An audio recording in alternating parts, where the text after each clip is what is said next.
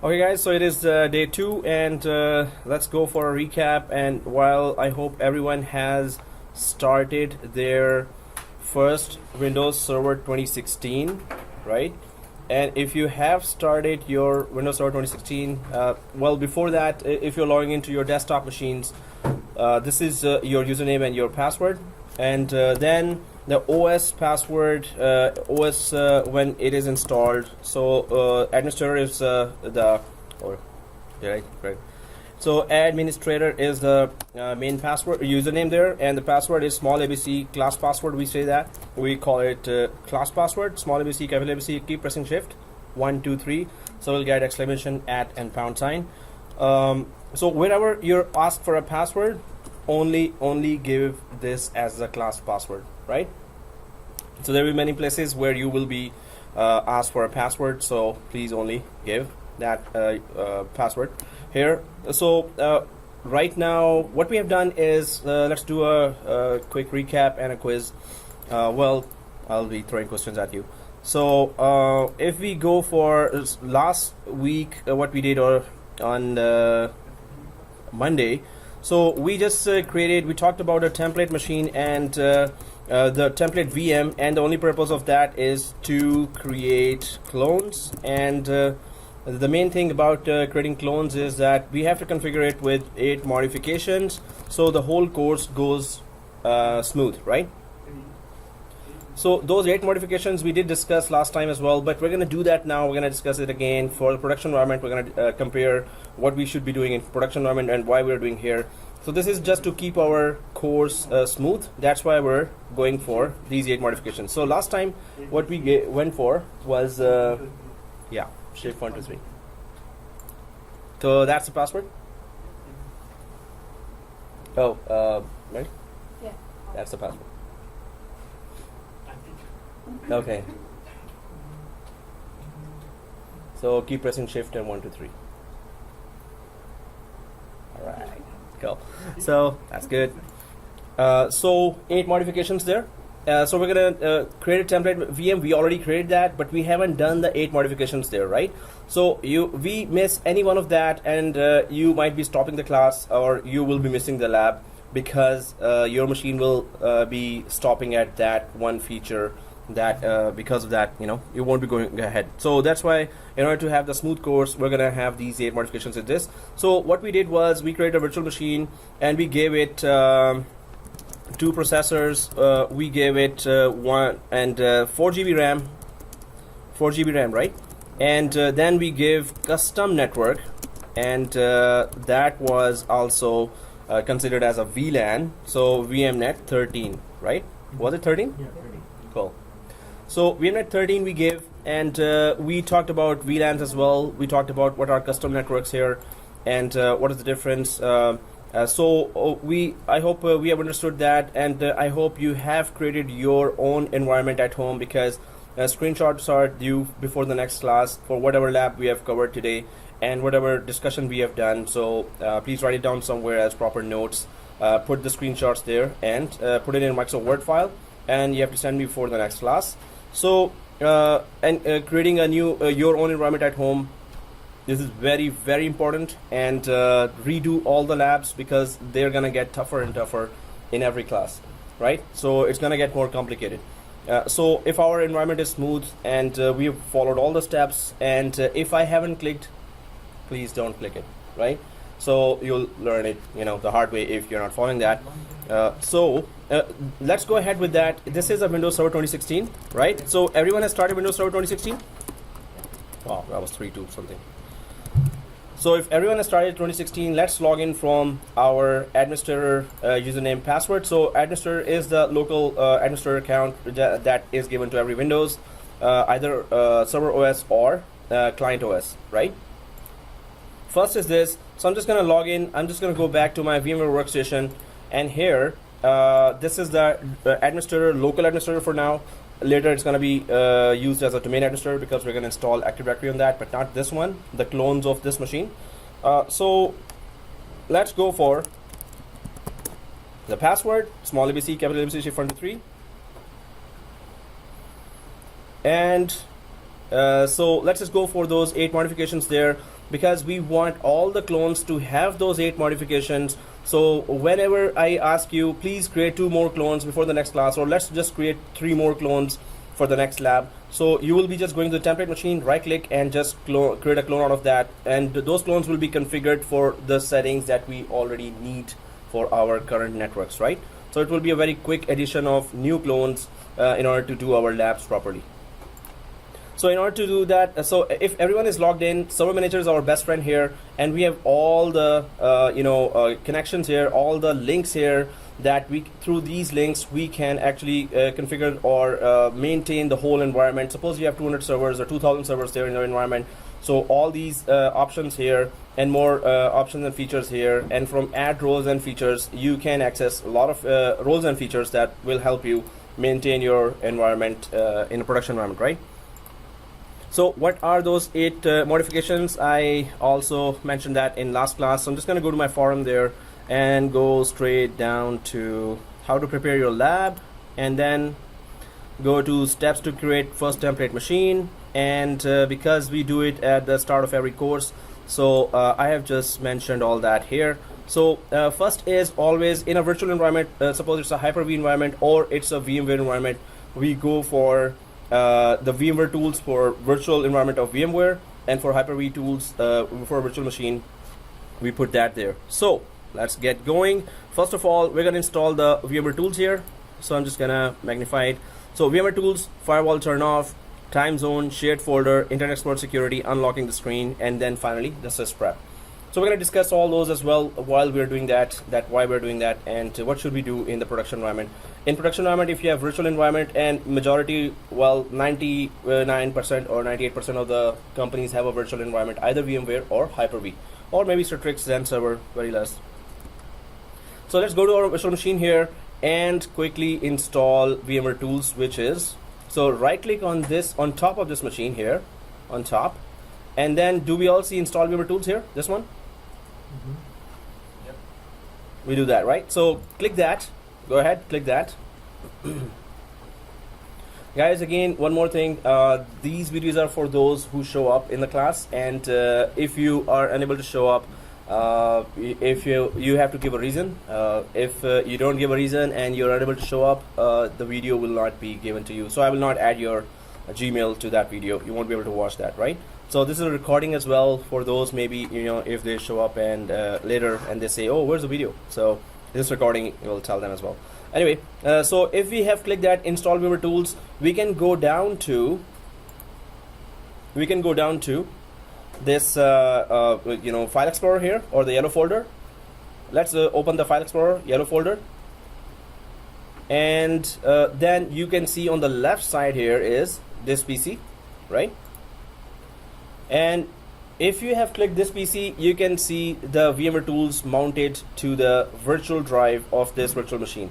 So that's what we need. So we're gonna just if everyone sees that, let me know if anyone is not seeing that, right? So double click that, double click this, and it's going to initiate the installation of VMware tools. And it's gonna launch, or it's going to start blinking down here in the bottom, right? So let's just click that, and this is the screen that we should be seeing here. And this is just a next finish installation and restart. We have to restart as well because it's gonna enable advanced features in your machine, and because it's a template machine, so all clones will have this already installed. We don't have to install the clones as well, right? So next, and then yes, typical, you don't have to go for any other option, and then next, and that's it. Go ahead and install. Are they reinstalling the server itself? Well, in the professional environments, there normally when you have an OS there, yes, they are automatically installed. We don't have to manually do that. It's evaluation version. Otherwise, in those paid versions, or when you put the key already is there. So yes, automatically it gets installed there. So do we have to install it, or they're already? No, right now for our evaluation version, it's not there. So we have to manually do that at home as well. Yeah. So click here, finish, guys, and It will ask for a restart. Yes, we have to restart. I have one more question. Mm-hmm. So the server has, like, we did 100 GB of space, right? Mm-hmm. So it has virtual memory, or how it's going to work out? So the server we gave is the hard disk space is 100 GB 100 GB. and the memory we gave 4 GB, 4 GB, right? right. So RAM is 4 GB. So Now, yeah, we can store data of 100 GB itself in the yes. So maximum it will go to 100 GB. We could have given it 1 terabyte as well, 1 terabyte. but we should be realistic in production environment, in companies, that what is our physical disk space. So, and what is the requirement of the application for which we are installing this server, right? It doesn't matter. Let's say I have a computer, right? Mm-hmm. And it has my configurations are like 16 GB RAM and Mm-hmm. 512 SSD. Mm-hmm. So I install the server. Yep. VMware. Yeah. Windows server. And then I gave 2 terabyte of hardware. Hard disk space. And then 32 GB. So does it depend on my computer? Yes, it very much depends on the actual hardware you have. So physical RAM, if it's 4 GB, give it 2 GB. But you're gonna have two servers. If it is suppose 8 GB RAM, so give it 2 GB to 2 clones there, right? For in terms of hard disk, this is a dynamically expanding disk, right? Which is also called thin provision or dynamically expanding. What that means is whatever you install, it just occupies that much space. So we're installing Windows 2016. It's gonna occupy 8 GB only, right? So if you give there 1 terabyte space, but in physical disk you have only 500 GB, still it's not gonna matter. So it's gonna occupy only what you install, what software you install there, right? So let's say what we are saving something in our server. It's going to install on the server itself. Not Yeah. on the computer. So it's gonna install on the physical disk, but it's not gonna. Suppose you give 1 terabyte space there. Yeah. So if it was thick provision or fixed disk, it's going to expect that physical disk should also have that 1 terabyte space available. If it was thin provision or fixed disk, but this is thin provision or dynamically expanding. So fixed, it requires that you must have on physical disk all the space that you're putting here. In dynamic expanding, so it does not require that. So if you have 500 GB on your physical disk and you put here 500 GB in virtual disk as well for this virtual machine, Yes. so it's not gonna matter because it's gonna only occupy whatever software you've installed and whatever space that software takes. It's only going to take that much space, right? So it's okay to put any amount there. It's not gonna occupy that space. So if that 2016 server has restarted, let's log in again with our class password. Small ABC, capital ABC, keep pressing shift 1, 2, 3 and go ahead. Well, it is installed, right? But Yes, sir. yeah, it is installed, right? No. Oh, okay. Today you could just watch or buy the break. Yeah, okay. But if you're taking mental notes or maybe you're taking from cell phone any pictures, you can just follow up if you've been doing installations before. If not, then I'll help you out with that in the break, I guess, right? Or you will get the video as well, and you can also come here at after 2 o'clock any time or in the evenings as well to redo the labs. Okay guys, so here once we install VMware Tools, we can go for our checklist here, and the second one is firewall, turn off both firewalls. So right now I'm just going to go back here, and in order to configure 2016 or 2012, it's exactly the same dashboard. So we go to local server on the left in order to configure anything that is concerned with the local server, right? So when we click the local server here, you can see here all the options.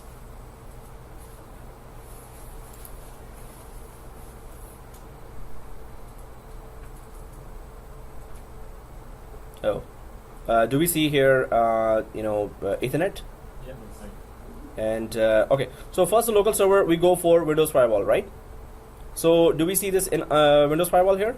Yep. So we need to turn it off, but for some weird reason it's not showing me any one of those. So I'm just gonna check my disk space here if I didn't run out of my, nope, I have enough. Okay, something weird going on.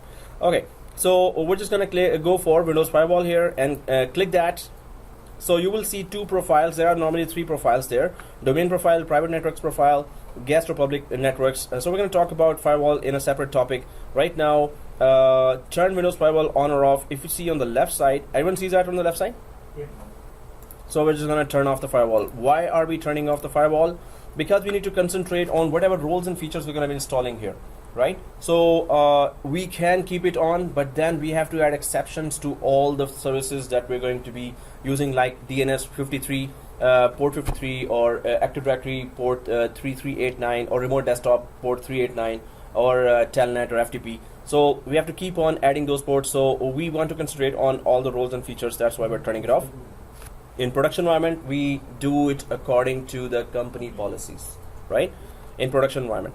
So we're gonna just keep them both off here and press. So everyone there? Yep. So turn Windows Firewall on or off. This one, and then we just turn off both, right? Are we all there? Okay. Anyone not there? Let me know. If I'm going fast, let me know so I could go faster. No, I'm just gonna slow down. Yeah. So so close one thing. Second thing, do we see here remote desktop, and do we see here NIC teaming? So, and do we see Ethernet here, which I'm not able to see right now? Yes, we do. Okay. So on the right side, oh, I was gonna ask you to scroll there. Wow. Okay, just gonna close that, and I'll just open that again. That was, oh, okay. If I just make it a bigger window here, oh, okay. Something happened. Guys, I'll just give it a restart here. If you can scroll to the right side, inside your local server, can you see time zone? So if you scroll to the right side and see the time zone, we can correct our time, which is -5 and Eastern time zone, and also correct the time as well. If domain controller time is not okay, we're going to not have the correct services there, so time zone has to be corrected as well. I've just restarted and logging in, and I hope it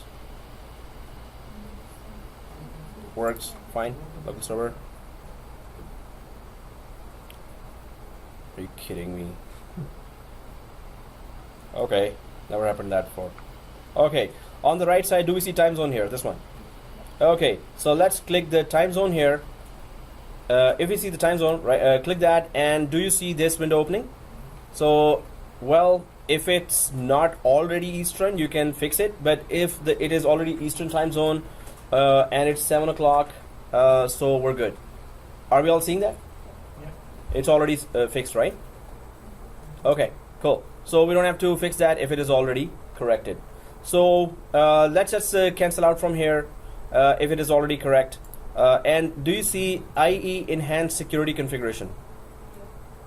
So this is going to stop us from, so it's going to just give you a lot of warnings for Internet Explorer based labs. So we're going to be doing some roles and features that would require that we have to connect through Internet Explorer to those roles and features, right? In that case, it's going to ask, oh, are you sure you want to connect to that? Oh, is it a secure site? Are you really sure? So we want to still concentrate on learning the roles and features. So that's why we don't want this IE enhanced security configuration enabled. So I'm just going to click the sign here, and we're just going to turn off this. In production environment, never turn it off.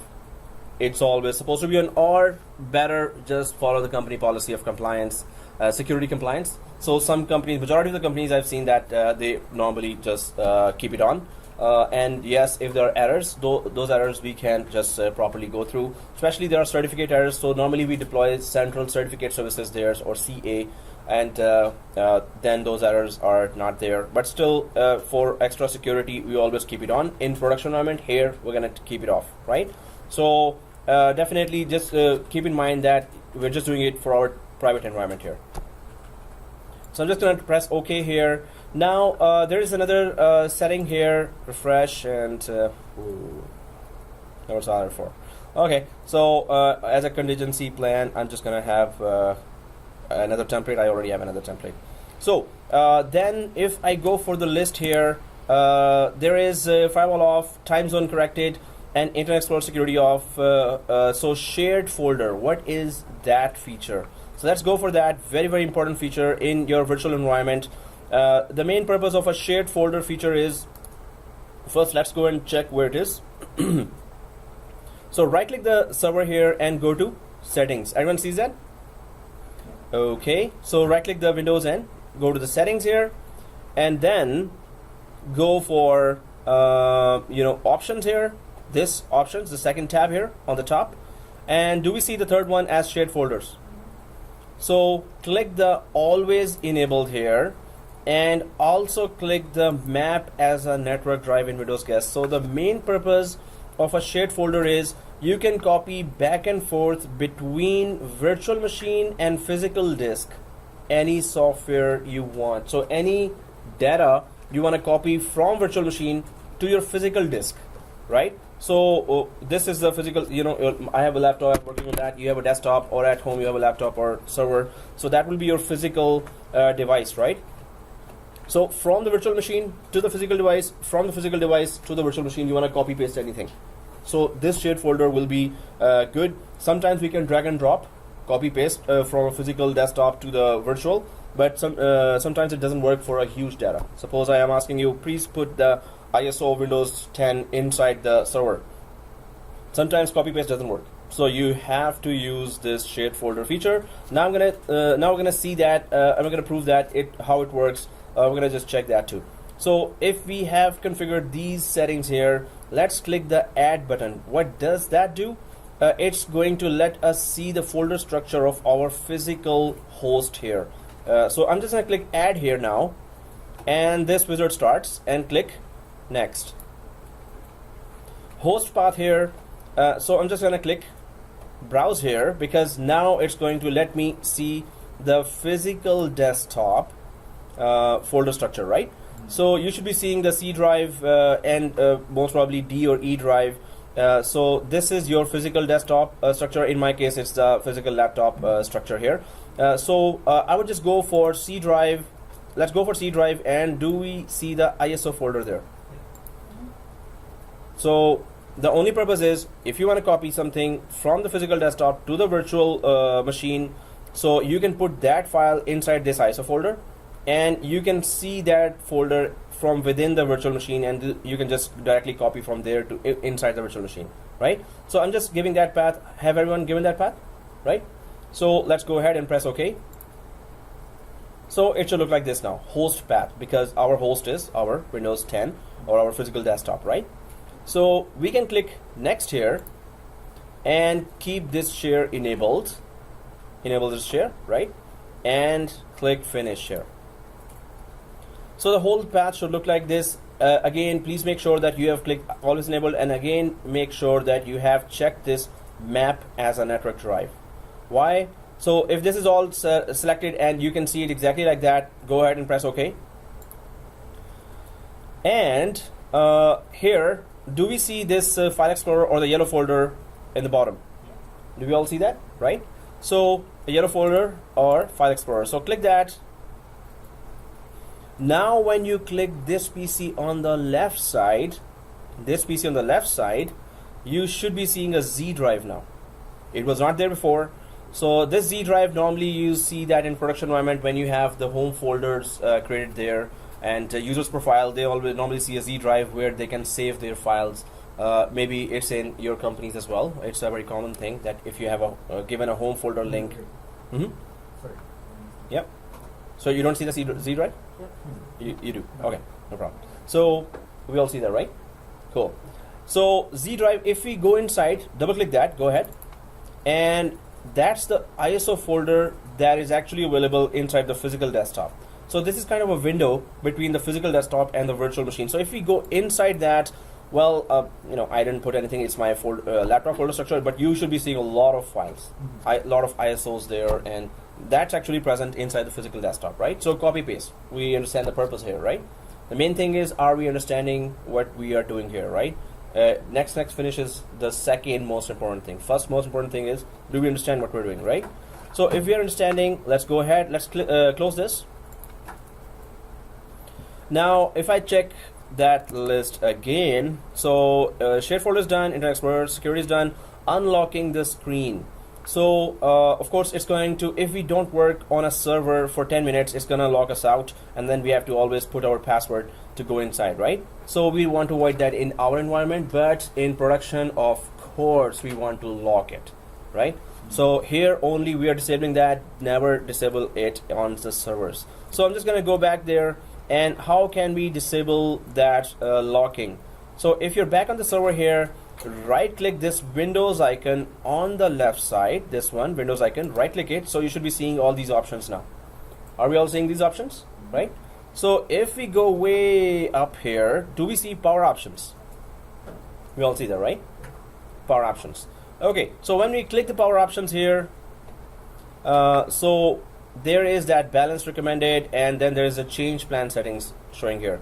If everyone sees the change plan settings here, click that change plan settings and turn off the display. So we're going, this is 10 minutes, but we're going to slightly change it to never.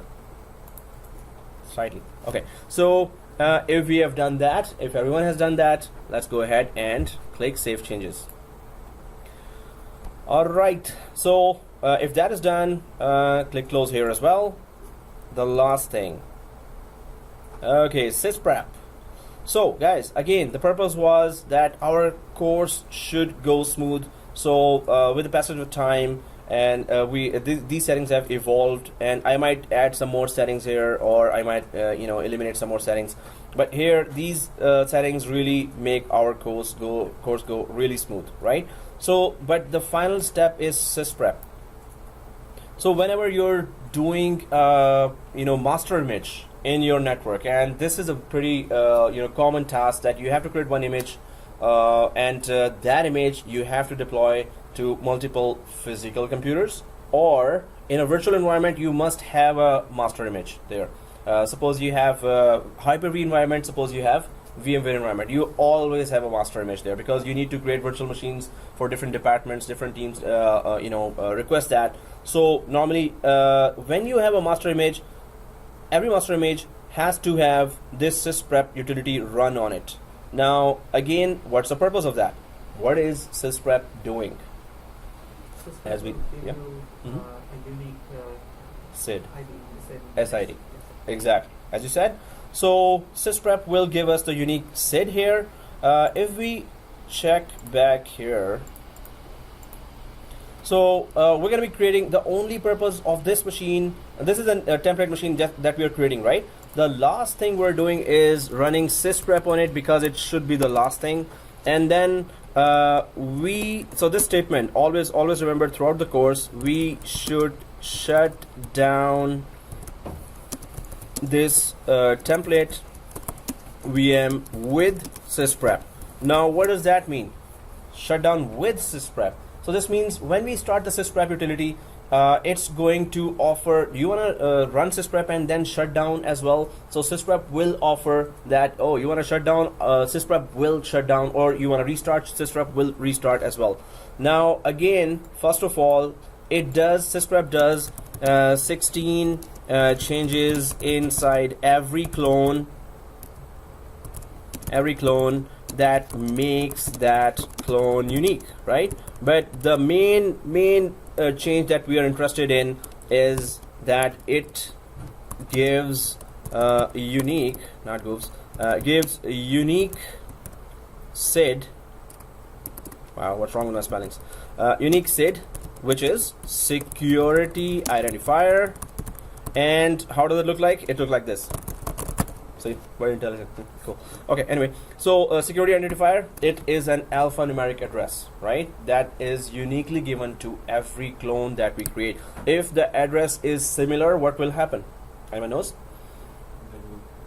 Then it cannot join the domain. Simple. Domain controller, when it tries to check a new server that is requesting to be joined to the domain, it will, among many things, it will check SID. If SID is similar of 2 machines or 3 machines, if the domain controller SID is this and the client SID is also this, client cannot join the domain. So domain controller will just say, oh, whoa, you have the same SID as I have. No way you're joining the domain. So it has to be unique SID, but it has to be unique SID, but template machine creates exact copy of itself, right? That's why Sysprep has to be run. If you don't run Sysprep, SID will be similar in every clone you create. If you run Sysprep, whenever the clone is created, the Sysprep utility will initiate or generate a new SID for every clone, right? So the main thing is the SID has to be unique in every clone. You can create thousands of clones after that from this template, one template VM, but the main thing is it has to be generating a separate SID for each clone. Do you understand that? Right? So in your virtual environments, you have to do that. With Sysprep, VMware course, when it happens here, we create a master image, but it runs Sysprep in the background. It just let us click, and in the background, when the master image is created, Sysprep is run in the background. So when you create a clone, it already has a unique SID, right? Does the master image has a SID as well? Master image, because in VMware you cannot use that. Here we can start this machine and still use that, right? But there, master image you cannot start. So yes, even if it has a similar SID or unique SID, doesn't matter, because we don't use it as a normal machine. We just create clones out of that. So it should have unique SID, but it doesn't. It's not even used as a virtual machine. Okay, guys. So here, one more thing, that if we accidentally start this, so this machine we can start, right? If we accidentally do that, then we have 3 attempts here. So if you accidentally start this template machine, log in, go ahead, start and log in, and then shut it down with Sysprep again. We're about to do that procedure now, right? But if 3 attempts are done, 3 times you mistakenly start that, 4th time, 3 attempts to run Sysprep, 4th time when you run Sysprep, it's going to totally remove all the modifications. It's going to make your template machine a totally new machine. It will remove everything. So you have 3 attempts only. So try not to do that mistake 3 times. Mistake is a mistake, right? So, but let's not repeat that. So 4th Sysprep, this machine is gone. Just create a new template machine then, right? Even in the real system, like actual. So this is a client software. This is VMware Workstation, which is a client software for testing environment. So that's why it is like that. In suppose in example of VMware, there's ESXi server there. So they have much more protections already in place. So there is no possibility of mistake. Why? The master image that you create, it doesn't start. You cannot start it. Here, this we are considering as a master image, but we can start it. Although we can just change its RAM from 4 GB to 4 MB now, and you cannot start it as well. But whenever you create a clone, it will also all have 4 MB, so we just have to change the RAM to 4 GB. But this would be a very good thing to do here, that we put it down to 4 MB. In 4 MB, it cannot start. So you will never have a mistake, but remember to increase the RAM for the clones. Anyway, so let's just do the Sysprep now. We understand all the whole procedure. We cannot never ever start that template VM from now on, right? It has to permanently be shut down. It can only create clones. You can copy it and take it home and just run it on your machine as well. But better just create your own template VM at home network as well. So we're gonna go back here and let's go ahead and do that. So guys, be careful here. So I'm just gonna, we're on 2016, right? So we have done all the changes here. Right click on that Windows icon on the left and go for run and type Sysprep.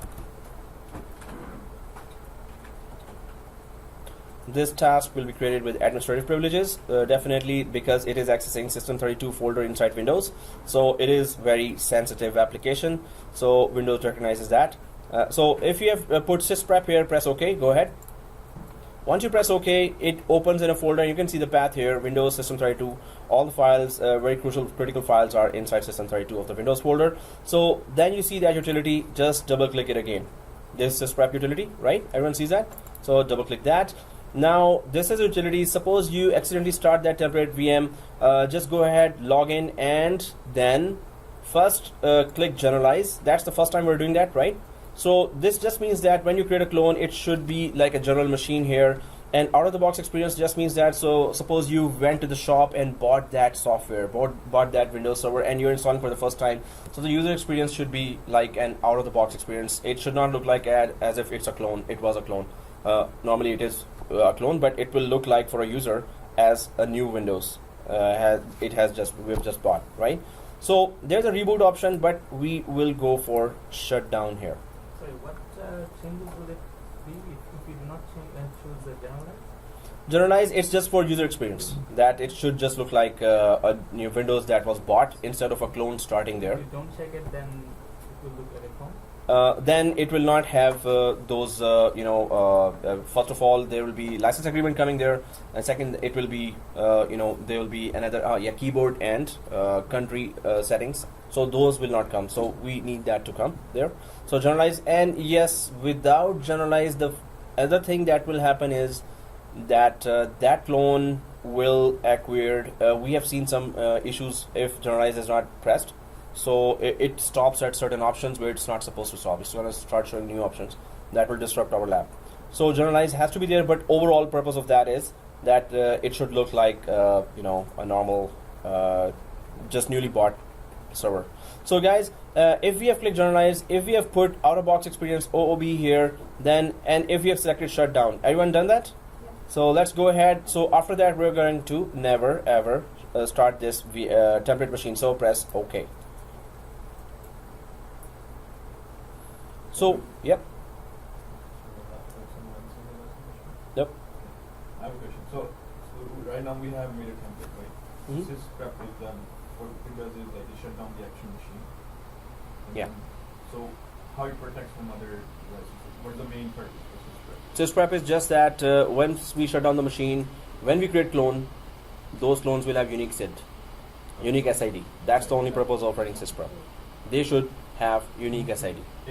So do we have to run on every single machine or just for the initial? That's just once only we do that. No kidding. Okay, so anyone got that? Fatal error? Okay, I always have plan B. I have another template machine. God, I have another template machine. Okay, anyway, so ignore that. You're not gonna get that. And I'm just expecting that it should look like if you just turn it off and delete it. This. So once you're done, it should look like this, right? Is it? It's still processing. Yeah, it just, thank God. There's another 2016 class going on in the morning, so I have the template machine from that. I'm gonna use that, and we did exactly the same steps, like we did here, we did there as well. So the first class always is like that. We have to have our basics of our lab perfectly configured, because we're gonna build on top of that the whole thing, all infrastructure.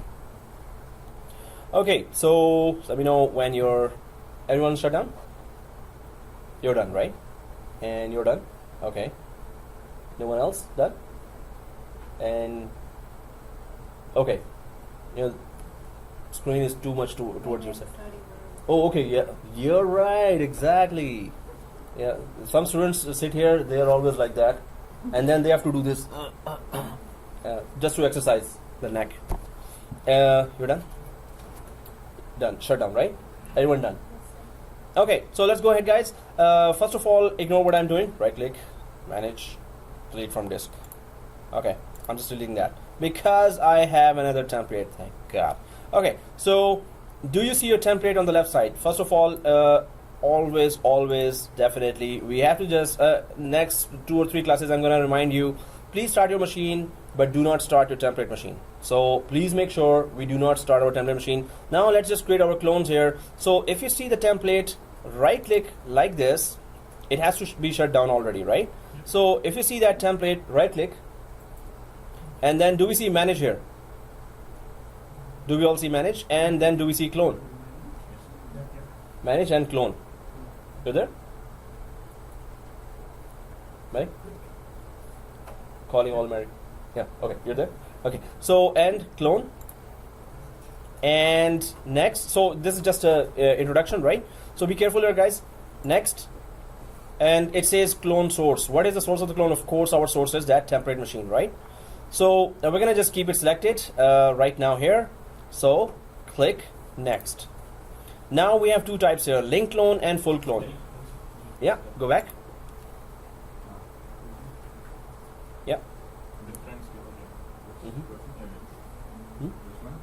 Oh, whoa, you're with us? Yeah. You're kidding me. That was too fast. But you followed all the steps, right? Okay, I'm slow.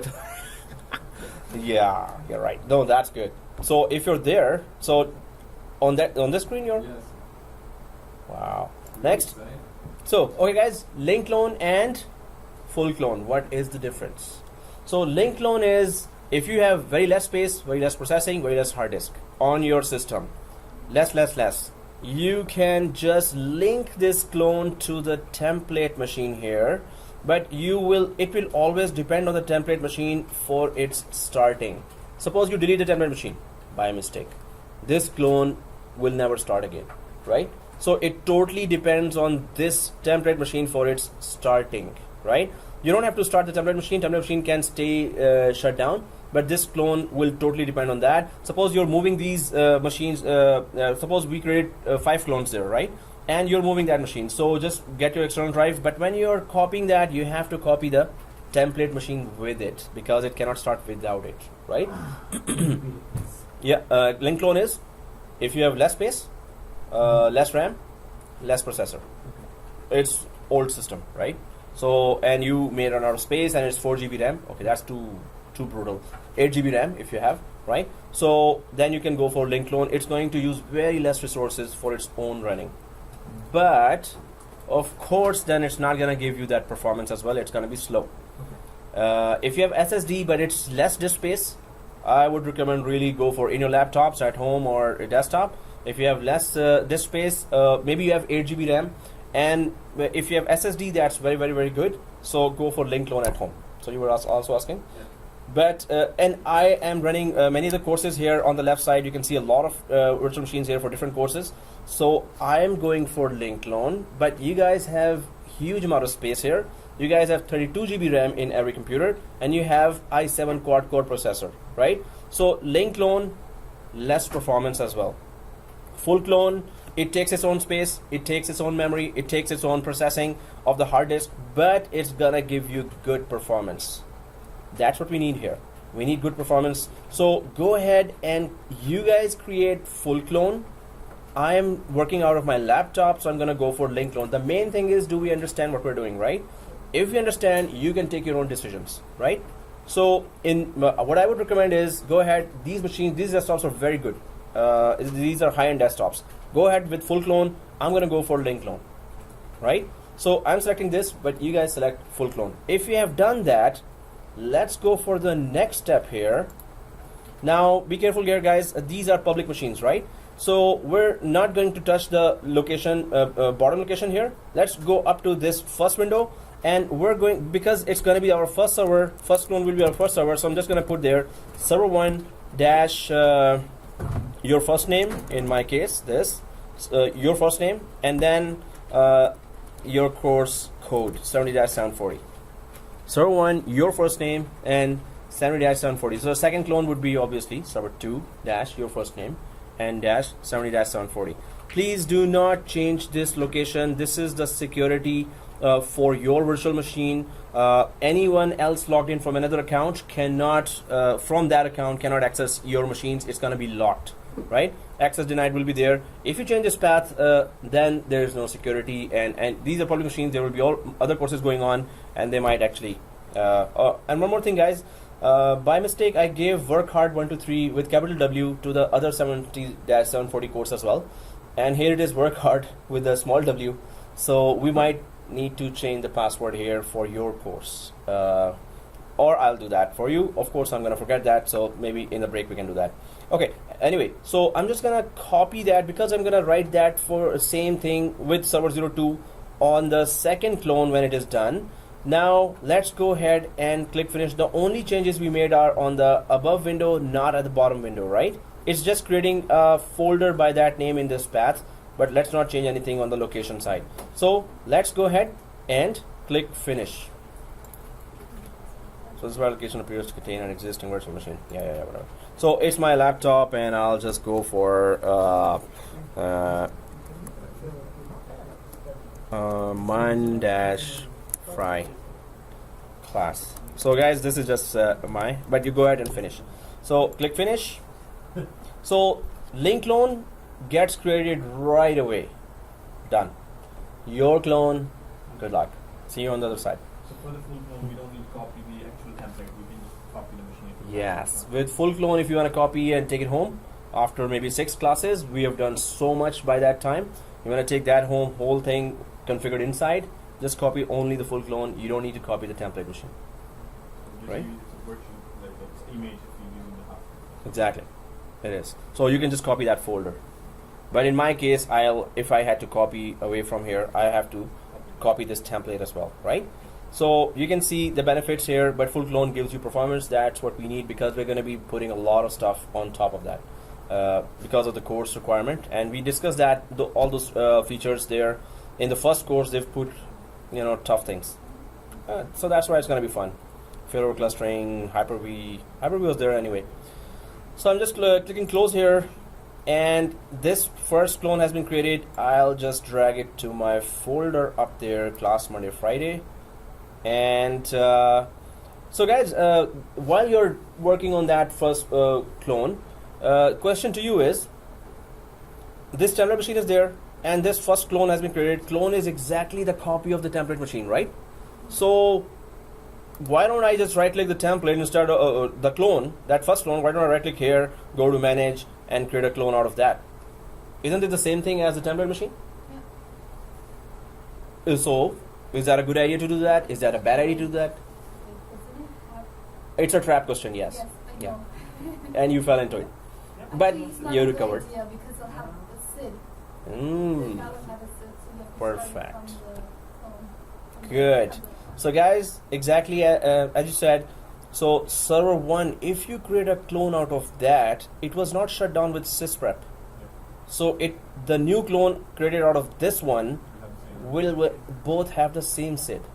While you create something out of this, will always have a unique SID. So that is what we need to be very, very careful about, that we only create clones out of the template, right? So is our first full clone done? So second clone, you will see it's going to go very fast because it cached that information. So I can just go to the template machine again and right click again on the template machine. I'm creating a second clone now, and I'm going to go to the manage, and I'm going to go to the clone again for the second clone, right? Everyone there? And then of course we know the drill here. Next, yes, it's the current state in the virtual machine. Keep it selected, nothing to change So are we here. doing it? Are we creating a second Yeah, one? let's go ahead and create the second clone as well, guys. So if you're creating a second clone, I'm also doing that. Okay, to the first desk here. Okay, so anyway, next. And then I'm creating link clone, you're creating full clone, right? And then next, again, I'm just Control V or pasting whatever I had before, named before, but I'm simply changing it to 2 here. That's the only thing. Mary, you're selecting full clone? And you have given this name? Server 2. Perfect. Thank you. Thank you, Dinesh. Thank you. He's an expert in that. Don't worry about it. He's an expert. Okay, so server 2 here, and it's going to be very fast. Second clone will be very fast. If both clones are done, please power them on. And we're not going to power on, of course, the template machine. I'm going to keep on saying that because one of you will do that. And yes, the price is that we need sponsors for every classes 10 bits, 20 10 bits. So whoever does a mistake is the sponsor of the next class 10 bits. Thank you very much. You should do it for the latecomer as well. Oh yes, guys, we are starting the class at 6:15. 6:15. We're starting from next Monday and Friday, so it will be 6:15. This Monday, 6:15 it will start, right? Then they will come at 6:30.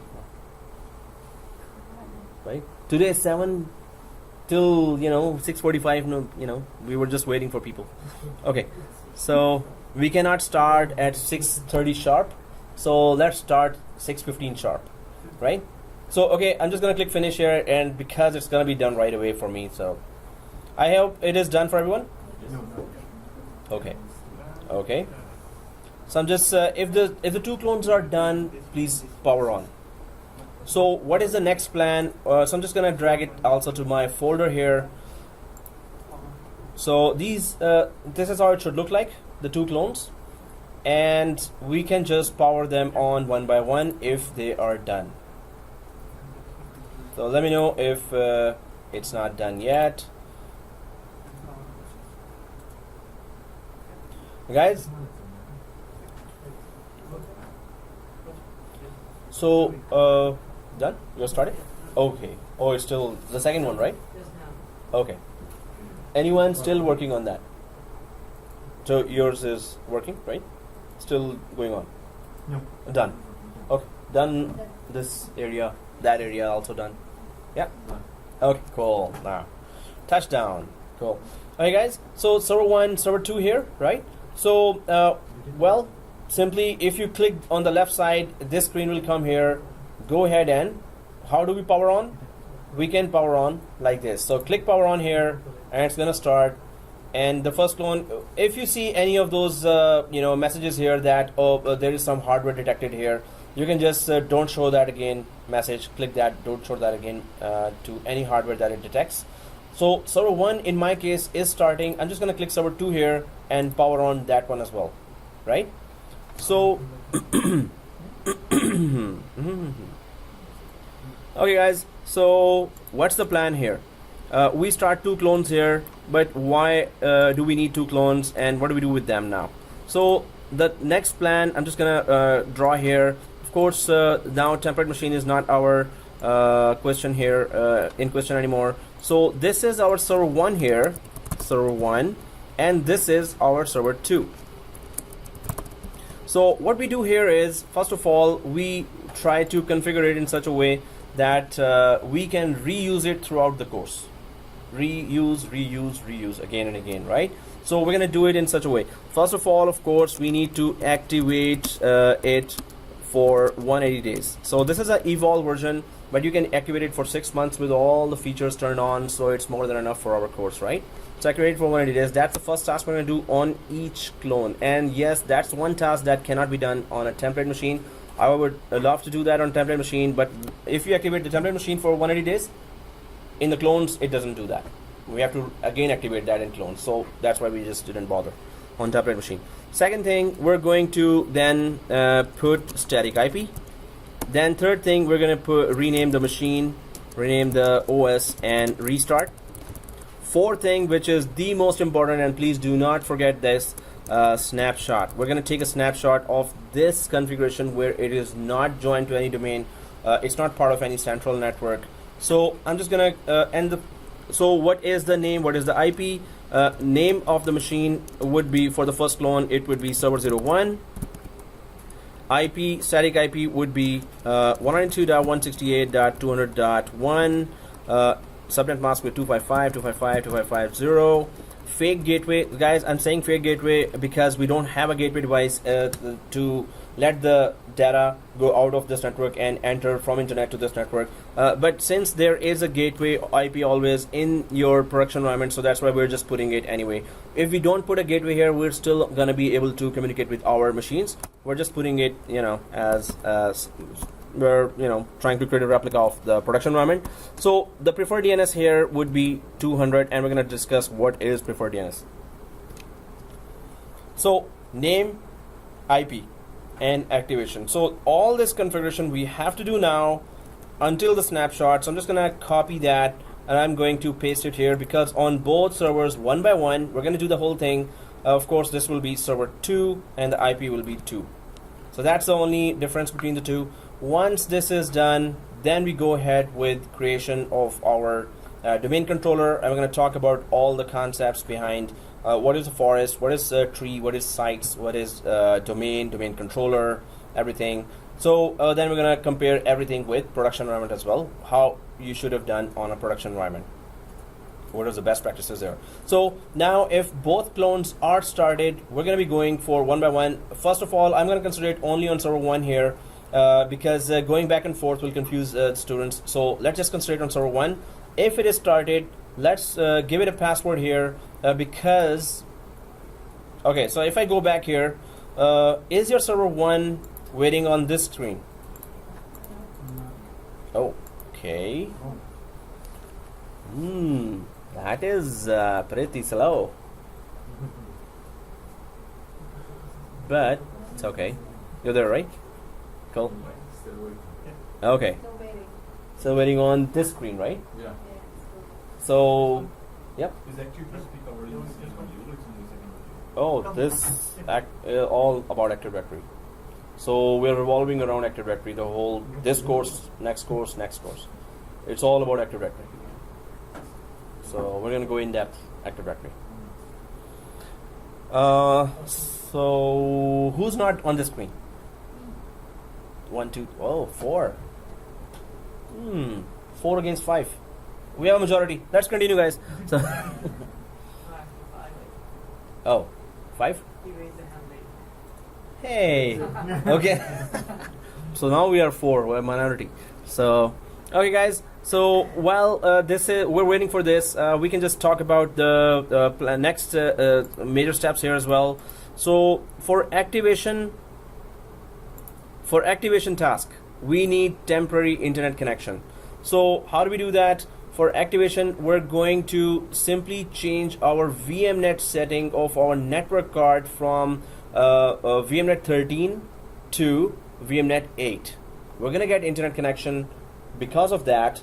And as soon as the operating system gets internet connection for first 5 to 10 seconds, in the background, first of all, from the internet, it connects to its update site, Microsoft update site. There, it detects that, oh, it's an evaluation version. So it at once starts downloading a file that activates it automatically. So we're gonna connect it to internet. As soon as it is connected, we're gonna give it 5 to 10 seconds. We're gonna refresh the desktop, and above the clock, on the right bottom, above the clock, it's supposed to give you 180 days written there, right? So that will be our, so we're going to temporarily change our VMnet 13 to VMnet 8. VMnet 8 connects us to internet because it is NAT protocol is connected to that, network address translation, right? So it's going to connect to our laptop internet connection. So how many are not on the screen now? No, Still 4. Now we're a majority, right? You're there? No? Yeah. Okay, now we are a lot majority here. Now every student has a veto power here. Yeah? Oh, you're there. So you're not there, right? You're not there? Anyone? You're not there. Okay. This section is very, very slow. We are fast. I'm just kidding. Okay. Well, just kidding. Okay, guys, we can do that now as well. We can do what? While it is starting, those for whom it is starting, still you can do that. Do what? Temporarily change your VMnet setting from 13 to 8 so we could get internet connection as soon as the OS logs in. So we will right click on server 1. Because it's temporary, we're going to change it back to VMware 13 once we got the 180 days trial version. So let's go to settings here. Everyone there? Go to settings.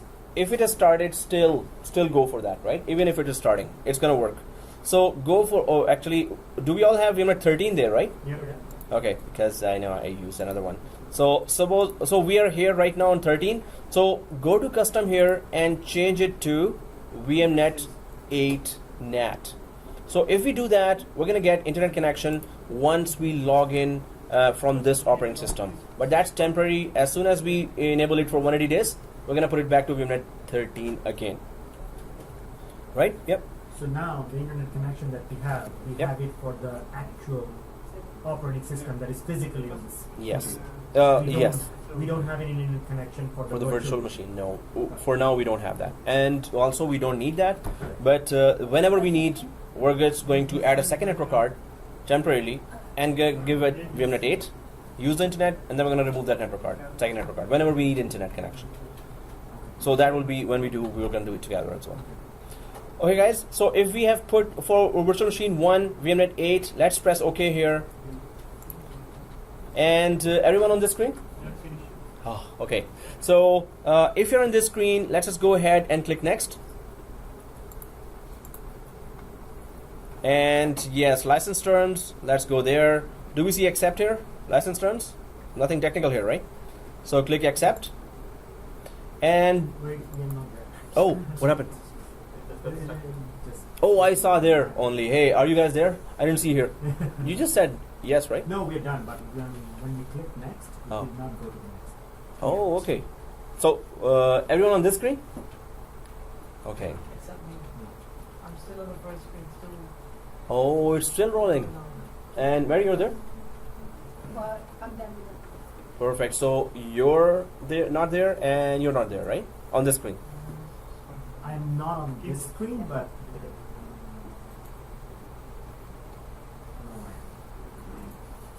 All right, we're good. Cool. Cool. So, wow, it is that slow. Ouch. So it's still rolling, right? So try to take mental notes as well.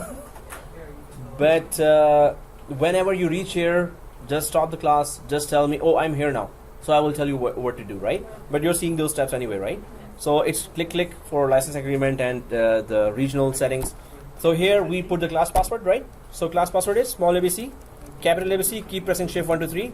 So it's small ABC, capital ABC, keep pressing shift 1 2 3. It is this password. If we have put this password, go ahead and log in from server 1, right? We're way advanced what you're teaching me. Good. Hey, I have a competitor here. Good. Okay, that's good. Good. So let's go ahead and finish, guys. We have to redo these labs at home as well. Everyone, it's good for everyone, right? So otherwise, if you're not redoing it, you're nearly wasting your time here, right?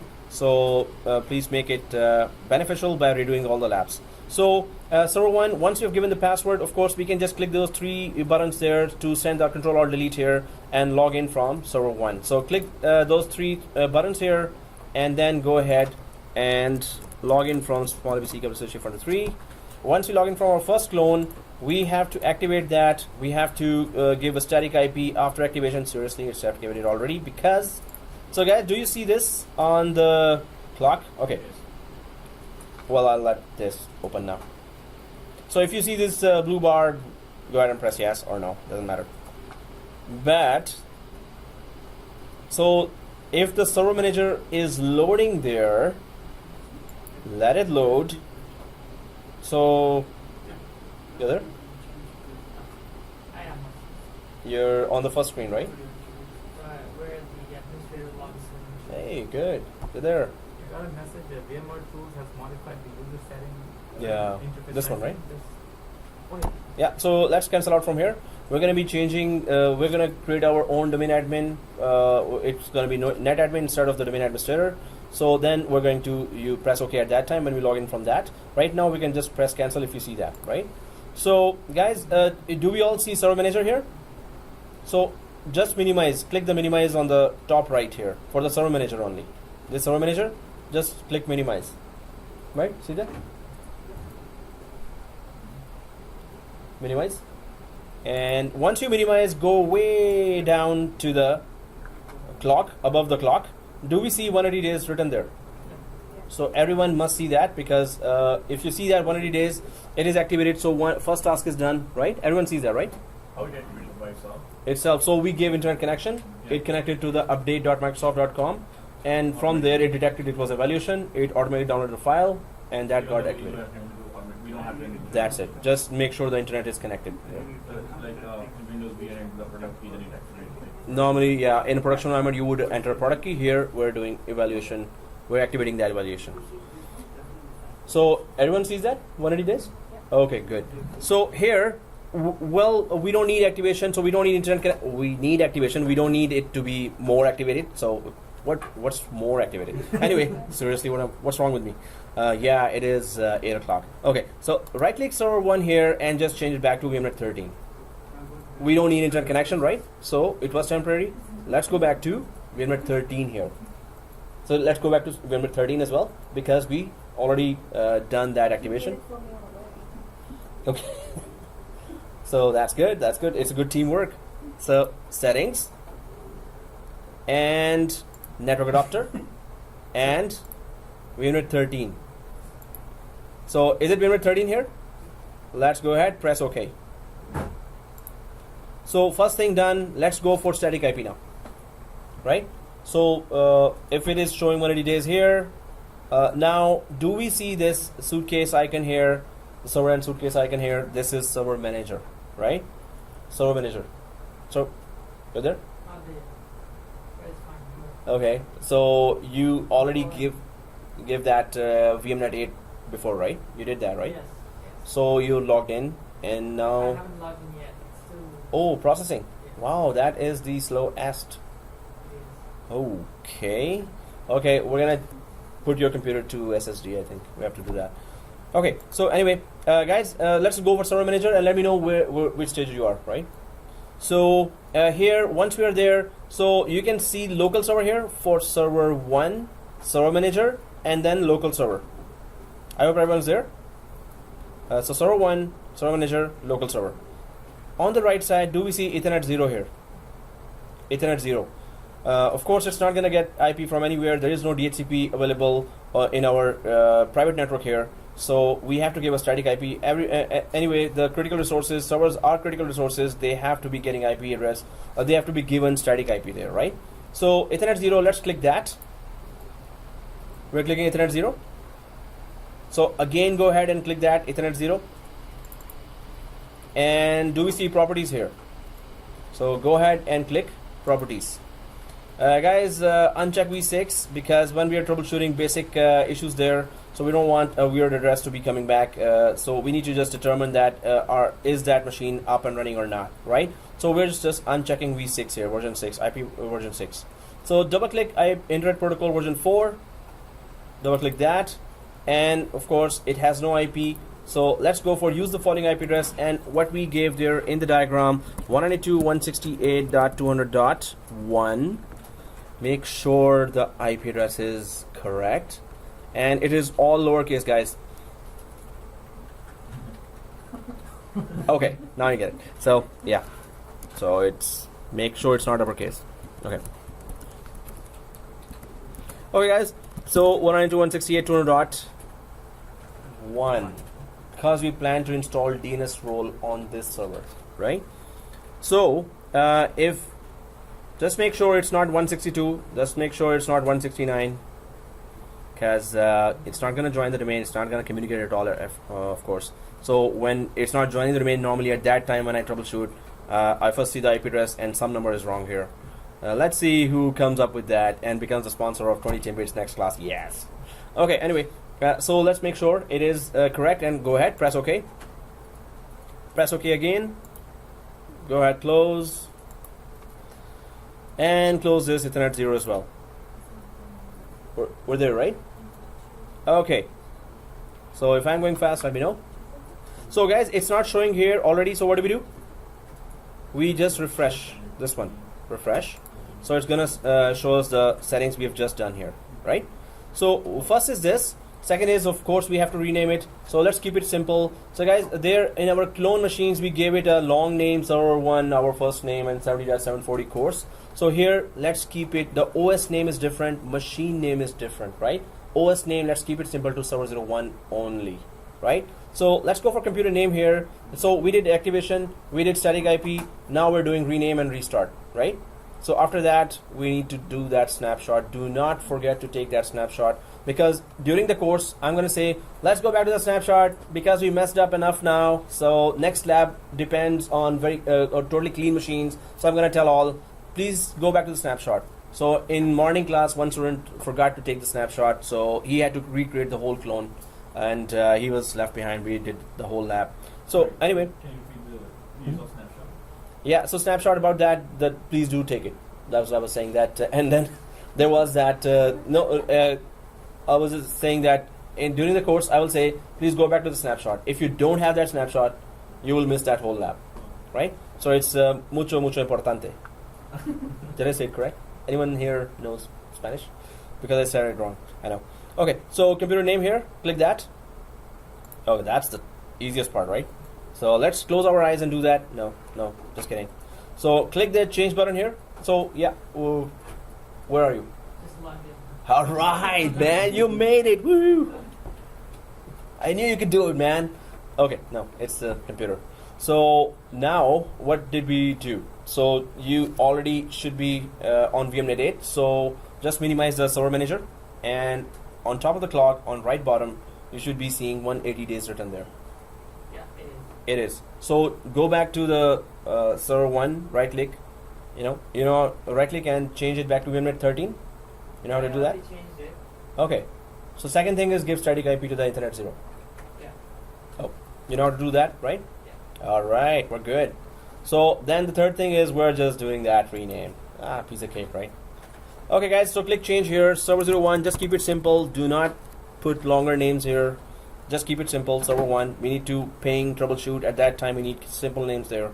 So server 1. Just go ahead, press OK. Right? Server 1. And go ahead and restart. That's it.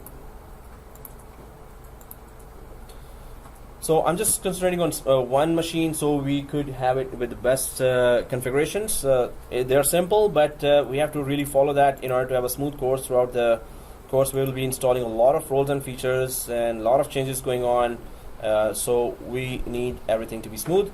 Guys, whenever it restarts, we need to take a snapshot of that. So if you reach this screen, let me know.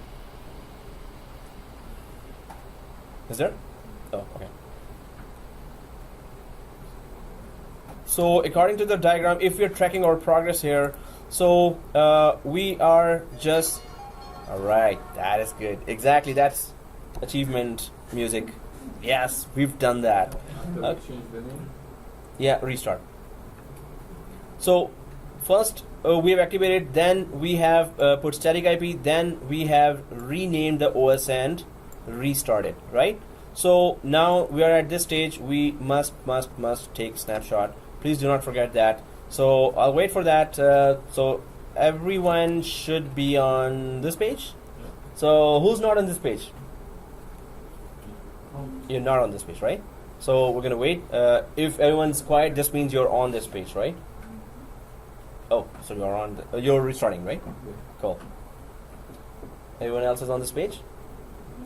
That is so cool. So you need help in the end, right? Not yet. It's basic static IP and rename, right? I'm changing the name. Okay, cool. Oh, it's gonna restart. I haven't reset yet. Oh, yeah. So guys, if you're on this page, and whenever you reach there, I'm gonna tell you what to do. But once you restart, let me know, right? After renaming it. So if you're there, everyone there, right? Everyone there? This page? Yeah. Okay, cool. So the most important option here, because our time in the course will depend on that, the less time we waste, the better. So right click here. Do you see snapshot here? So it's like a restore point in Windows. It's like a checkpoint in Hyper-V. So snapshot, take snapshot. It's a point in time backup, and it's going to just save all the settings, current configuration. It's going to save in another file that we can refer to later. So go for take snapshot. Go ahead and take snapshot here. Once you click the snapshot, it's taking the first snapshot of this particular machine, server 1. This is the first snapshot of this machine, right? So what we can do, so the best practice always is to put as much of the information of configuration as we can. So when we are coming back to the snapshot, we should know that what is already done there and what we have to do further, right? If you keep it empty, you will have no idea. You will waste time configuring, what is configured, what is not configured. So we can just put here activated static IP given and renamed. That's it. And this is very, very important state in which we want the machine, because we're gonna go back to snapshot for at least the second server and maybe the first server as well. But we have to have a snapshot on this configuration state, so we could just work ahead from there. So activated static IP given, renamed. We're going to understand, okay, we haven't installed Active Directory in this snapshot. So if we come back here, Active Directory will not be there, right? But then the second snapshot we're going to take when we have Active Directory, DHCP, DNS there, and many of the other settings are there done. So we're going to take the second snapshot there as well. So you've noticed that? Yeah, but when you come there, you have to write this so you can, if you remember that, right? What you've written. Okay, so let's click take snapshot. Everyone there? Okay, so once we click take snapshot, that's it. Should not do anything. Where is it gonna be saved? Where is it gonna be It's going to be saved in the folder. So let me just give you the path here. Right click, settings. I'm just showing the path here. Options, right click, settings, options, and working directory. This is the path. C users, your name, documents, virtual machine, and this is the path in this folder. So again, if we go for right click, settings, and then options, you see on the right side working directory. Yep. That's where the path of the folder is, right? That's where it saves. You don't have space. Oh, It's a full. C drive is full? No. Ouch. Really? Doing now, and on server 2, I'm just going there. So here I was sitting on, hi there, okay, on server 2, right? So I'm just gonna click next. Obviously, of course, that's the obvious steps we're gonna do. Then go ahead and click accept as well. We know the drill now. So let's just go for the class password here. I hope everyone's on that step or ahead of me. So we're putting class password, right? So while I've put the class password, I haven't put that, or I haven't temporarily changed that card from VMnet 13 to VMnet 8. So that's very crucial before we log in, or even after we log in, but we have to have that 180 days activation done. It has to be full login. So we can do it after login, we can do it before login, but it's just gonna delay, you know. So we can just enable now. If you're logged in, Yeah. it's okay. So you can just do the Sure. same. No. So did you change it to VMnet 8? Yes, I Okay. Then you have to wait 5-10 seconds. do. Okay. Sometimes it just doesn't show. So we may have to restart the OS as well. Can I do it? Okay. Or already restarted? No, but you have to refresh first on the desktop. So minimize the server manager and then refresh. But I'm going there. So we need to be all on the same page, right? So I'm just going to go for settings. And I'm just going to change that to VMnet 13 here. Oh, so your server 2, we're doing that. So, oh, you want it faster? Okay. I'm just kidding. Yeah, I know what you said. Sorry, did anyone want to Yeah, after we are turned off, then you're asking me. No, it's okay. Oh, did you want it? No. Now if I now say yes, it's probably huh? That's Go so. ahead and turn it on if you want it. Or have Just it so you kidding. Or you can have a second fan. She's giving me an option. Now, first of all, I'm temporarily changing that just what I did before to VMnet 8 here, right? So and press OK. So now I'm just going to log in from server 2 after I temporarily change it to from VMnet 13 to VMnet 8. So I'm logging in. Everyone, anyone wants to know their next step, let me know. So you're inside the server 2, right? No. Yeah. And you see 180 days activation as well. You already, hey, you're ahead of me. I know. Okay. So, who hasn't seen 180 days on server 2? Anyone? So you haven't seen, right? You're done, right? So, okay guys, Right, you should have snapped on. I'm gonna press the yes. Is it okay? If server 2 you've done 3 tasks, you can go for snapshot. But guys, we have to be on the same page, so that's why I'm asking everyone. We understand all the steps, so I'm just gonna go ahead, right? Unless you wanna stop me. So if you wanna stop me for something, let me know. Otherwise, I'm just doing the same things on server 2 as well, right? So I'm just gonna cancel this one. I think 180 days should have appeared on server 2, so I'm just gonna go up and minimize the server manager and go down. Yes, they're showing. It is showing there, right? So server 2, everyone's seeing this 180 days, right? Okay, so I'm just gonna change it back to VMnet 13 here. So I'm just gonna go server 2, right click settings, and instead of VMnet 8, I'm going for VMnet 13 again. So our machines, local machines, could have communication with each other. And make sure that you don't miss that step, because if first is on VMnet 13, second on VMnet 8, they're not going to communicate with each other. Both should be on VMnet 13, or whatever VMnet you chose on the first one. Second one has to be on the same VMnet, right? So let's go ahead and press OK here. Now, I'm just gonna go ahead because it says back on VMware 13. I'm just gonna give it I'm gonna go to local server and just give it static IP. So on server 2, the static IP is as we put the diagram in the diagram. So I'm just gonna put that IP here. I'm gonna go to Ethernet 0 on server 2 now, and then Ethernet 0 again here. Properties. Let me know if anyone is falling behind.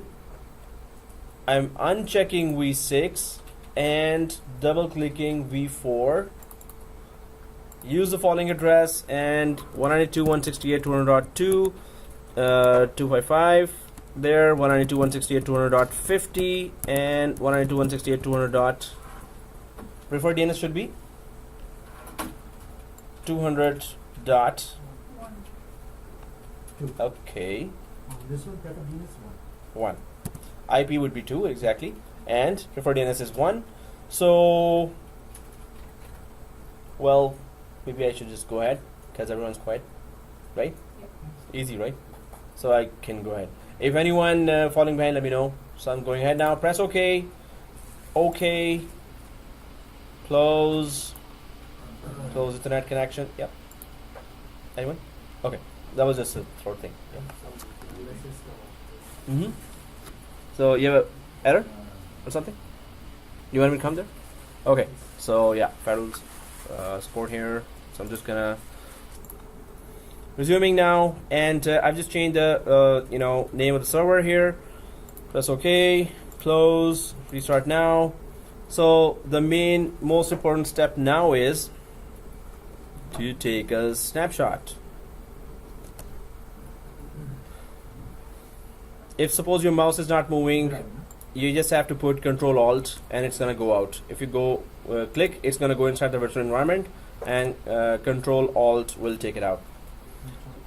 So server 2 will have its own snapshot 1. Server 1 has its own snapshot 1. Then server 2 can have its own server snapshot 2 when you take a second snapshot of server 2. So right click on server 2 here.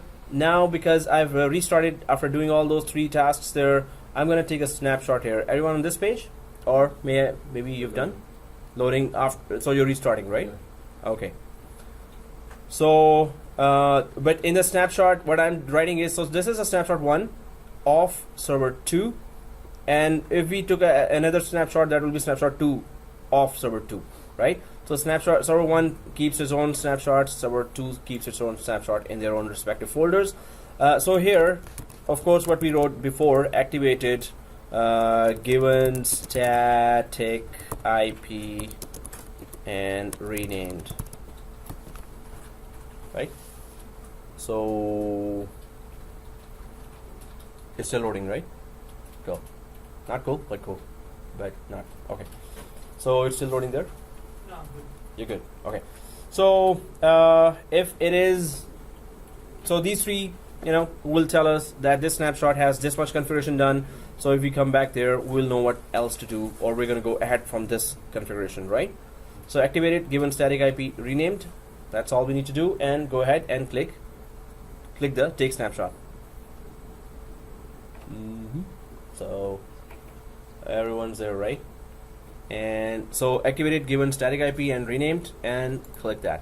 Okay guys, so once this is done, if we track our progress here on our diagram, so now we have done all these tasks here for both these servers. So let's go ahead and create our environment now once we have the static IP and name given there. So now I'm just gonna go for another paintbrush here, and now server 1 here, this one, server 2 here. So a lot of tasks to do. We need to create our basic network, and it has to be, we'll understand everything what we're doing here. So server 1, of course, and server 02. So here it has to be the domain controller. So what is that? We're going to discuss that, and then we're going to be installing on top of it Active Directory. We're going to talk about that as well. Then we're going to install here DNS. Then we're going to install here DHCP. We're going to talk about all the concepts there for that. So Active Directory, DNS, DHCP, rename, admin, domain admin account, Actually, it's gonna be not rename. It's copy domain admin. We can call it security reasons as well, but it's for our own private network reasons as well. So create 390 users from PowerShell, and so on the server 2, of course, it needs to join to domain. That's the only task we want to do on this for now. But later we're going to make it a replica DC. We're going to talk about replication, how domain controllers should be, how in production environment you should have that. We're going to check and test replication. We're going to have a proof of all that. So all this we're going to do now, and we're going to discuss all the concepts of Active Directory here as well. So server 1 needs to have Active Directory. Now Active Directory is offering what services here? So it is AAA, basic services, AAA. We can go for DNS, and it is going for name resolution. DHCP, it's IP management, right? And so these are the 3, but we're going to go and talk a lot more about that. Active Directory does a lot more than this. Of course, it offers global catalog services, it offers group policy services. So there's a whole long list of stuff it does. But basically, when we come down to it, it's AAA that it starts from. So what is AAA again? So it's authentication, authorization, and accounting. So that's where the basics start here. We need to have a security guard here, which is trying to let everyone in after confirming that this is our user or not. So suppose if you've been all given a card here, well, why don't I ask you first? So what is the difference between authentication and authorization? Authentication is Mm-hmm. before you log in. Mm-hmm. Authentication before you log in. Authorization after you log in. What's the You have the full name. What's the permissions there Yes. for whatever products you want to use? Exactly. Yeah, you were saying? Same thing, right? So definitely what you said was also okay. So anyone else want to try with that? Difference between authentication and authorization? So authentication would be that suppose you've been given cards here to enter Net Plus College, right? So outside, when you're on the main gate, you put your cards and then you go inside. So if you are able to go inside by swiping the card and the door opens, so that you've been authenticated, right? So, but then some of the users, some of the students here are not allowed to go in room 4. Some of the students are not allowed to go in room 2. Some of the students are not allowed to go to use the color printer here. So then it would be authorization. So you're not authorized to go for room 4, or you're not authorized to use color printer in this. So authentication is, are you our guy or not? Second, authorization is you can use some of the features here, some of the products here, and you cannot use some of the products. Accounting is that when did you use it, how long did you stay in that room, how long did you use the color printer, how much prints did you do. So whatever you did, that goes for accounting. It is also known as accounting/auditing. So that would be a example for that. But when you go for authentication here in Active Directory, of course, your username password is given, so you could be authenticated. You could be checked against the database there if your username is there or not, if the password is correct. In the background, the state-of-the-art operating authentication system is the ticketing authentication system, which is Kerberos. Now that Kerberos in the background is doing that authentication. It's a very secure system. We also call it as a with the ticketing system, it tries to authenticate a user. And the best part about Kerberos being authenticating any user is that the user password never travels over the network, and still the user gets authenticated. So the user logs in every day, right? So username and password is written there, and the information goes to the domain controller. Okay, we don't know yet what is domain controller. Yeah? What is it? Kerberos. Kerberos. What does it do? So Kerberos is an authentication system that is working in the background. It is actually the system inside the Active Directory. So Active Directory is using this authentication system to authenticate the users, right?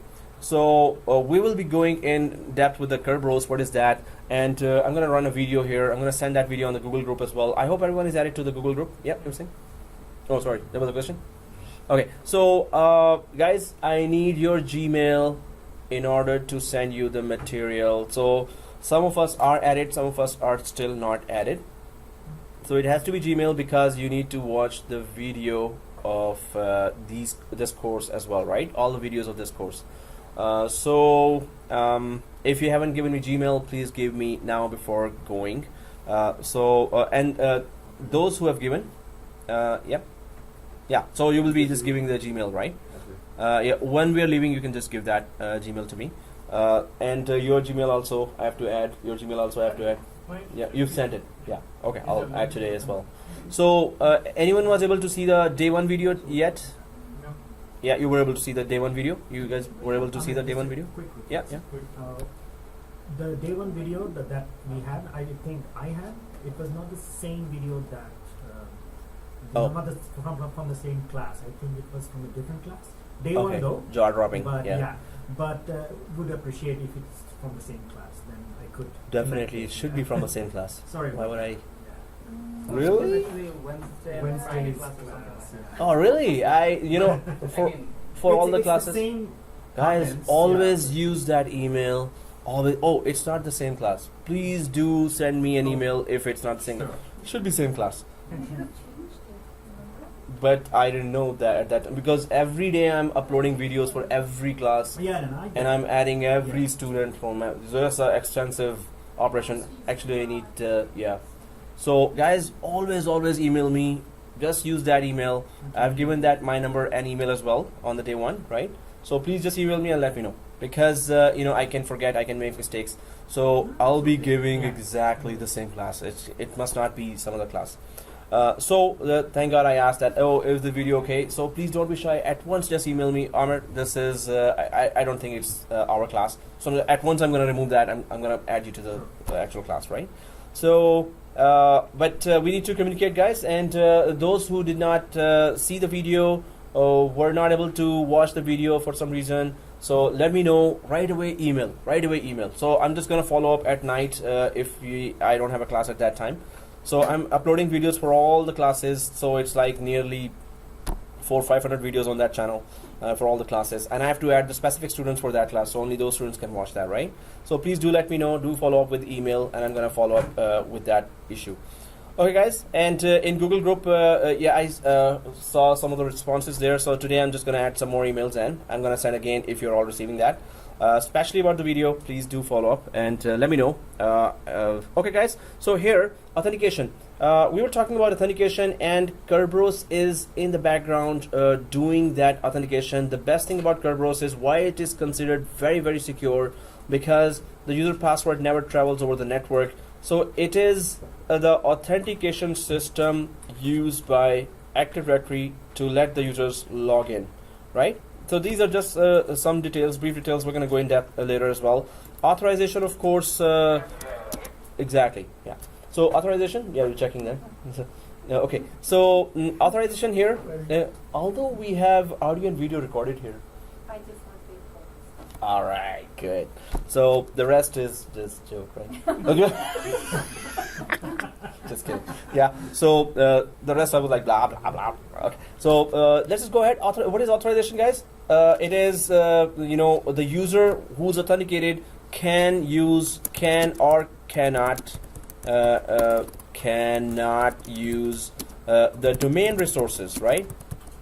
What domain resources you can use, what domain resources you cannot use. For example, file server, print server, and it goes on to maybe SQL server, Exchange server, and that's a very long list of all the domain joint resources, servers, and roles that you've installed there. So which roles you're able to access, which server you're able to access, which shared folder you have access to or not. So it all depends on that, shared folders, especially shared folders, etc. Right? So authentication, you're our user or not. Authorization, okay, you're our user, but you can use this, you cannot use that. And then auditing, of course, we can see events in the event viewer and in the log files, right? So we can see all those events in the event viewer or log files, or some monitoring system like SCOM, System Center Operations Manager, or any other, like SolarWinds. That's also famous, and there are many other monitoring systems there. Monitoring enterprise application, enterprise for VMware. It is vRealize. For Citrix, they have their own monitoring application as well, and those are very complicated and really infrastructure intensive applications. Monitoring enterprise applications there, right? So all AAA is being done by that. Then there's group policies. Then there's GC, which is Global Catalog for forest-wide search. When we're installing Active Directory, the lab is like 2 minutes or 3 minutes. Next, finish, restart, right? But we're gonna take 2 classes, maybe one class to finish that lab, right? Because we're going to understand each and everything on each and every page of that wizard, right? So here we're gonna be installing Active Directory, and it is offering you this. Very crucial. Suppose there's a new company created, you must have that security in place. Suppose there's a new country that was found, and it has to have its borders. It has to have a central or a capital from where it is running the show. It has to have that building from where the minister and president is sitting and trying to run the whole show. So let's go ahead and try to install Active Directory. But before that, also we have all these terminologies that we need to know. And without that, we cannot understand what we're doing right now, right? So I'm just going to go to one document here that introduces us to different terminologies, and we're going to discuss that in context of those production environments. So components of Active Directory, that's a couple of million folders here. Okay, it's opening. Okay. Yikes. Pushing too many buttons here. Components of Active Directory. So there is forest, tree, site, domain controller, organizational units, departments, groups, users, computers, standalone server, member server, domain controller. Okay, it's repeating. Client computer, DNS, and it goes on, right? Global catalog, RODC, syswall. See, so simple. Oh, okay, just kidding. So, yeah. Now, when we are installing Active Directory, again, it's just next, finish, and we're done. Hey, that's it. But what did we actually do? What did we create? So we need to know that, right? So let's just, seriously, okay. Forest. So we can go for some of the roles here, the main roles here that we have to understand what we're creating when we're installing Active Directory. So first is, Can you zoom out a little bit? oh yeah, that's too zoomed in, you're right. So view and 100%. Okay, that's 2 out, right? Really? Oh yeah. So, of course I'm going to send that. Is that a little better? That's good. Okay, cool. Okay, so first of all, there is forest here. And forest, we can say it is a logical component. So again, I'm taking the analogy of a new country found, right? So when a new country is found, it has borders, right? And outside the borders is, the limits of that country. After that, another country starts. Well, what a simple thing. So anyway, when we create an Active Directory, we're installing Active Directory and we click the finish and we restarted the Active Directory, a forest is created. But that's the outermost level of this Active Directory. It's a logical component. You cannot touch it. It's not configurable from anywhere, right? It expands according to your network expansion, right? Right now you have 2 servers here. So this forest is composed of just 2 servers, right? But when we talk about terminology here, so the forest contains trees, obviously, but that's a tree terminology tree, not the actual outside trees. So forest contains trees, and we're going to talk about what is tree. Tree contains group of domains, right? Group of domains. So a domain will contain organizational units and groups and users and computers, overall, we need to understand each and every component. We're going to be repeating and discussing all these concepts, and they're going to keep on coming back again and again. Oh, is that tree we're configuring now? Oh, is this forest? Does it affect on the forest level? Does it affect on the tree level? We're going to keep on discussing that again and again. So it's going to be very good. So right now, when we're installing Active Directory, it's creating a forest, which is the outermost level or layer of this network, a logical component. So we can implement forest level policies, right? But those policies will only affect within whatever there is. So suppose there is one tree, inside one tree there is one domain, and inside that domain there are 2,000 users. It will only affect, forest level policies will only affect whatever is inside the forest. There is nothing in Microsoft Network that is outside the forest, right? It will be another company then. That company will have its own forest as well. So it is a logical component, first of all. Second thing, it is final boundary of a Microsoft Network. You can consider it just like a country has a borders. That is the final boundary of that country, right? So the rules of the company will apply within the border, right? The rules of country will not apply outside the borders, right? So we can implement forest level features permissions on our network. So there is no level above than forest, right? Forest is the outermost level or layer. It contains trees, which in turn contains domains. So it is divided because if you have a company with 100,000 users, they are, the offices are spread across the globe. And you need to really control all those centrally from somewhere. So you must have a big infrastructure to support that, right? So if you have 200 offices across the globe, of course, if they are part of the same forest, they may be in different domains. Like there is toronto.net+domain.local, and then there is munich.net+domain.local, then there is london.net+domain.local, and it goes on and on and on.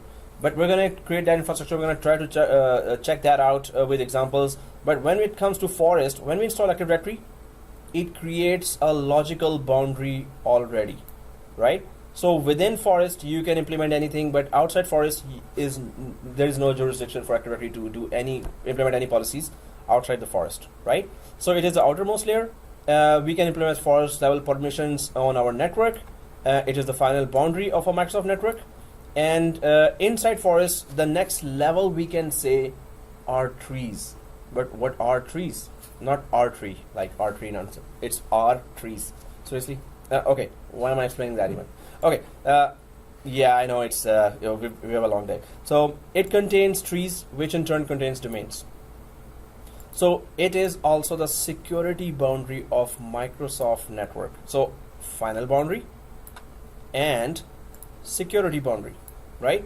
So when we install Active Directory, we're going to see the word forest written there, and I'm going to explain that again, why it is written there and what do we do with that, right?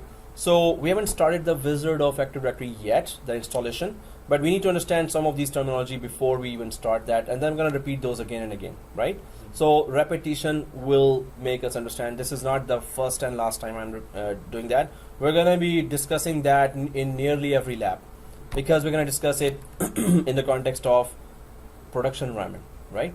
Where you actually implement that. If you've installed Active Directory, you've already installed, there is a forest already there. There's already a tree there. There's already a site there. There's already a domain controller there. Once you install Active Directory, all these gets installed and configured. But what are these? Why do we use that? Can we expand them? When do we use them? That's one of those decisions that we have to take if we understand that from inside out, right? Forest, logical component, final boundary of your network. But what is tree then? Now tree, I'm going to create some diagrams here. I'm going to discuss that. So first of all, again, it is a logical component, tree. So it is not physical component. We cannot configure it. We will do some certain tasks, which in turn will make changes in the tree structure. But what is a tree structure anyway, right? So it is known as DNS namespace. If you're in an interview, you need to start here. It is known as DNS namespace, right? It is a DNS namespace. Now, what does that mean? So, third line I'm reading, but I'm going to explain in detail now. Tree is a group of domains. So we're gonna have group of domains, netpluscollege.local. There is Mississauga.netpluscollege.local, and then Scarborough.netpluscollege.local, Vancouver, and goes on and on. But what is a tree in a forest? So let's go back to our diagrams here.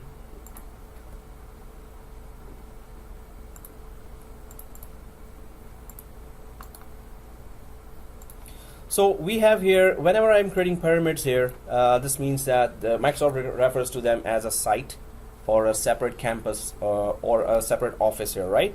So we have here Toronto office, we have London office, we have New York office here, and here this is Toronto HQ. So we're in Toronto. So whenever we have a separate physical campus, it is Microsoft calls it a site. So we have 3 sites here, right? Or I can call it branch, but Microsoft calls it a site, a physical campus separated by a slow network called WAN. WAN, the internet connection through ISP, right? So here, if this is Toronto branch, this is London branch, and this is New York branch. So all branches are here, but once you create a forest here, now all 3 branches can have the servers that are part of that forest. Over the WAN, those servers can connect to each other, right? So we start creating, we have HP servers here, or Dell servers here, or IBM servers here, right? So we can have as many servers, and we're going to check, are they standalone servers, are they member servers, are they domain controllers? We're going to talk about that as well. What do you mean by that? But first of all, what is tree here? Tree, when we create an Active Directory, forest first becomes, we install forest. Then second thing is, we create a domain name. We have to give a name to our network, Microsoft network, which is called domain, right? So normally we call it domain name. What is the domain name? So here we're going to be giving netpluscollege, netpluscollege.local. So we're going to give that domain name here. Suppose in your companies it's different names, right? .local you must have given in the end, or whatever. So normally Microsoft says, if you want to name a network, Microsoft network, it has to be something something. There has to be a dot there, right? So prefix dot suffix. You can just put BMW.Toyota. You can just mouse.elephant, anything, right? So what we don't do is we don't put .net, .com. We can technically, it is possible, go ahead and put your local network name as .net, something .com, something or whatever the domain names extensions are. But we don't put that. We leave it to internet names, right? Website names and with .com, .net, .ca. We can put it here, but sometimes it creates confusions, DNS split brain effect. So the traffic goes outside and then goes inside. We're going to discuss that. But right now, suppose you have put netpluscollege.local here, right? Just to know that this is not a website, this is our local network. Now here, it is in Toronto, so okay, we understand that netpluscollege.local.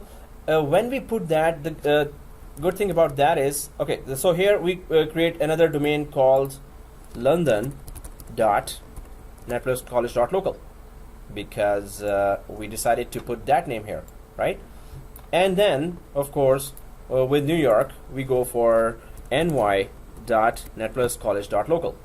So it makes sense, okay, according to territory, we are giving those names here, right? So if we put that name, okay, don't be confused with that name. If we put these names here, now all the items, this is just one name going on. NetPlus College was here, right? And then NetPlus College is here as well. Training name is the same, right? NetPlus College is here as well. It's the NY is different, London is different, but NetPlus College is the same. Everyone knows what's a family tree. Family tree, right? Granddad name, grand-granddad name, family tree, that, and grand-grand-granddad name. So when you see a typical family tree, the ending name is, same going on, right? So for the family tree, right? So then we understand, oh yeah, this is our granddad, and that's our last name is the same as our granddad name there, grand-grand-granddad name there, right? So here, netpluscollege.local, that's how you started creating your network. Then you have a branch, maybe you have a branch within London as well, and you name that branch as downtown, suppose London downtown, right? So downtown.london. netpluscollege.local. It goes ahead, but that's it's not stopping here. There is another thing that Microsoft does. Every component, every network resource of that network ends with this name as well. And what do I mean by that? So you have what network resources? Either you have servers in your network, you have client machines, so servers are there, users are there, printers are there, computers are there, client computers. So normally, how do you name that, right? Servers, right now, our server name is server 1, right? Yep. If we have created a Active Directory, installed Active Directory, and given it a domain name of netpluscollege.local, which we will be doing now, so it will be server01.netpluscollege.local. So automatically the domain name will be given to our network resource, network object, right? So server 1 will be part of our network. The proof is its ending name is netpluscollege.local. Oh, we create 390 users, we create 300,000 users, suppose. So whenever you create any user inside an Active Directory, it will end with, so it's user John here, John at netpluscollege. Automatically this name will be connected to that. So we know that, oh, John is a part of our headquarters, okay, because this user account is created inside the Toronto branch Active Directory, which is netpluscollege.local, right? The computers here, the client computers we have, suppose Windows 7, Windows 8, Windows 10 here, maybe we have 50,000 computers there, right? So computer name start with client01 dot of, obviously now you know that, netpluscollege.local. Each of the 50,000 computers name will end with whatever name you put there while you're joining those computers to the domain. Their trailing name, end name, will be exactly the name of the domain, right? So tree is a DNS namespace again, right? Again, if I go for these examples, if we go to london.netpluscollege.local, so here it will be, suppose there are server 10 is here, server 10.london.netpluscollege.local. So we understand that the naming convention goes down to all the subdomains, and if it is downtown and there's a user here, user Sarah, so Sarah at at downtown dot London. Okay, I'm tired now. netpluscollege.local. Whew, I made it. So it will be, now we know that user Sarah is not a member of netpluscollege.local, so she must not be in the Toronto domain. Oh, I know, she's in downtown branch of London, and it is part of the netpluscollege.local. From the name, we at once get the location of that network resource or a user object. Active Directory objects, we can know where they are located right away. When we are troubleshooting, when we're trying to locate them, we just know by name right away. So here, of course, printer is there, so prt01.ny.netpluscollege.local, right? So here we can, so overall what I'm trying to say here is tree is a DNS namespace. Now DNS namespace just means whatever name you're giving at the start of creation of Active Directory, every object belonging to that network will have at the end that name coming with it. So every object, now server is an object, everything you create in a Active Directory is an object, right? So users you create, groups you create, servers you create, printers you add, you give that Active Directory name there. So that DNS namespace, if you're using across all the domains, so this means you're using a tree which equals DNS namespace. So if an outside administrator comes to your company and sees, okay, I think you're using one tree here. So you say, yes, we're using one tree. One tree means one name is being used as the network name, which we call domain name. One name is being used as a domain name, and that name is the ending name of every network resource that you have across your 10 branches, 20 branches, 200 branches. The last trailing name is the same exactly being used. This means you're using one tree here. Tree is a DNS namespace, and if every object is ending with the same name, they are part of one tree here. They are part of one tree, right? If they are not ending with the same name as the name of the domain, then either it's a separate forest or you have created a second tree within your forest. And that's another scenario where if it's a group of companies and you have another product there. So there is networkscollege.com.local and there is a luxury car.local. That group of company is selling luxury cars. That group of company has a college as well. So that second name could be added to the forest as well later if you're a huge company. But right now we concentrate on one name here. If we are having a one name trailing at the end of every object created in the forest, every object like 10,000 users, their ending name is networkscollege.local. 200 servers, every server's ending name is networkscollege.local. Every branch name is ending with networkscollege.local. Every user in the branch is ending with networkscollege.local. This means you're using one DNS namespace or you're using one tree here, right?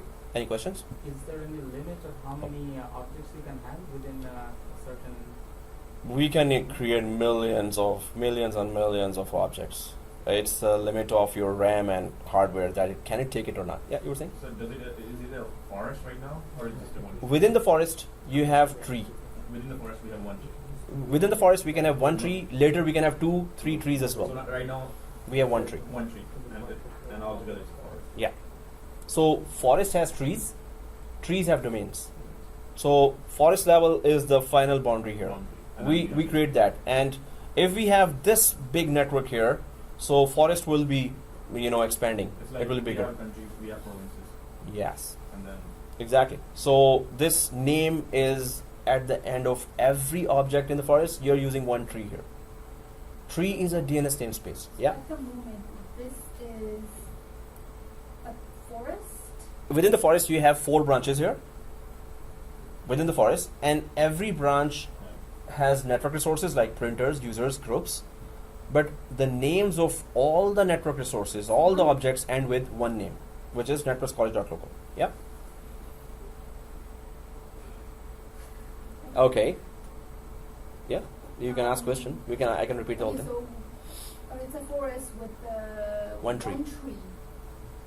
But one tree and 4 branches, or So if the same name is being used in 4 branches or 400 branches, this is one thing.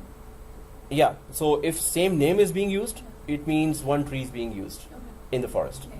Same name is ending in every branches, every resource, like printer. When you see the printer name, it ends with networkscollege.local. When you see a username, so this means if same name is being used, it is one tree being used. So tree equals name equals tree. So Microsoft calls it, oh, you have a tree of resources here. So Microsoft, you can see, if you see it, if you put it as a tree diagram, so you will see that one branch is here, then there's another branch of that tree, then there's another branch of that tree, and that branch has another branch here, sub branch, but they are all part of the same tree structure because they are all part of the same name here, which is netpluscollege.local.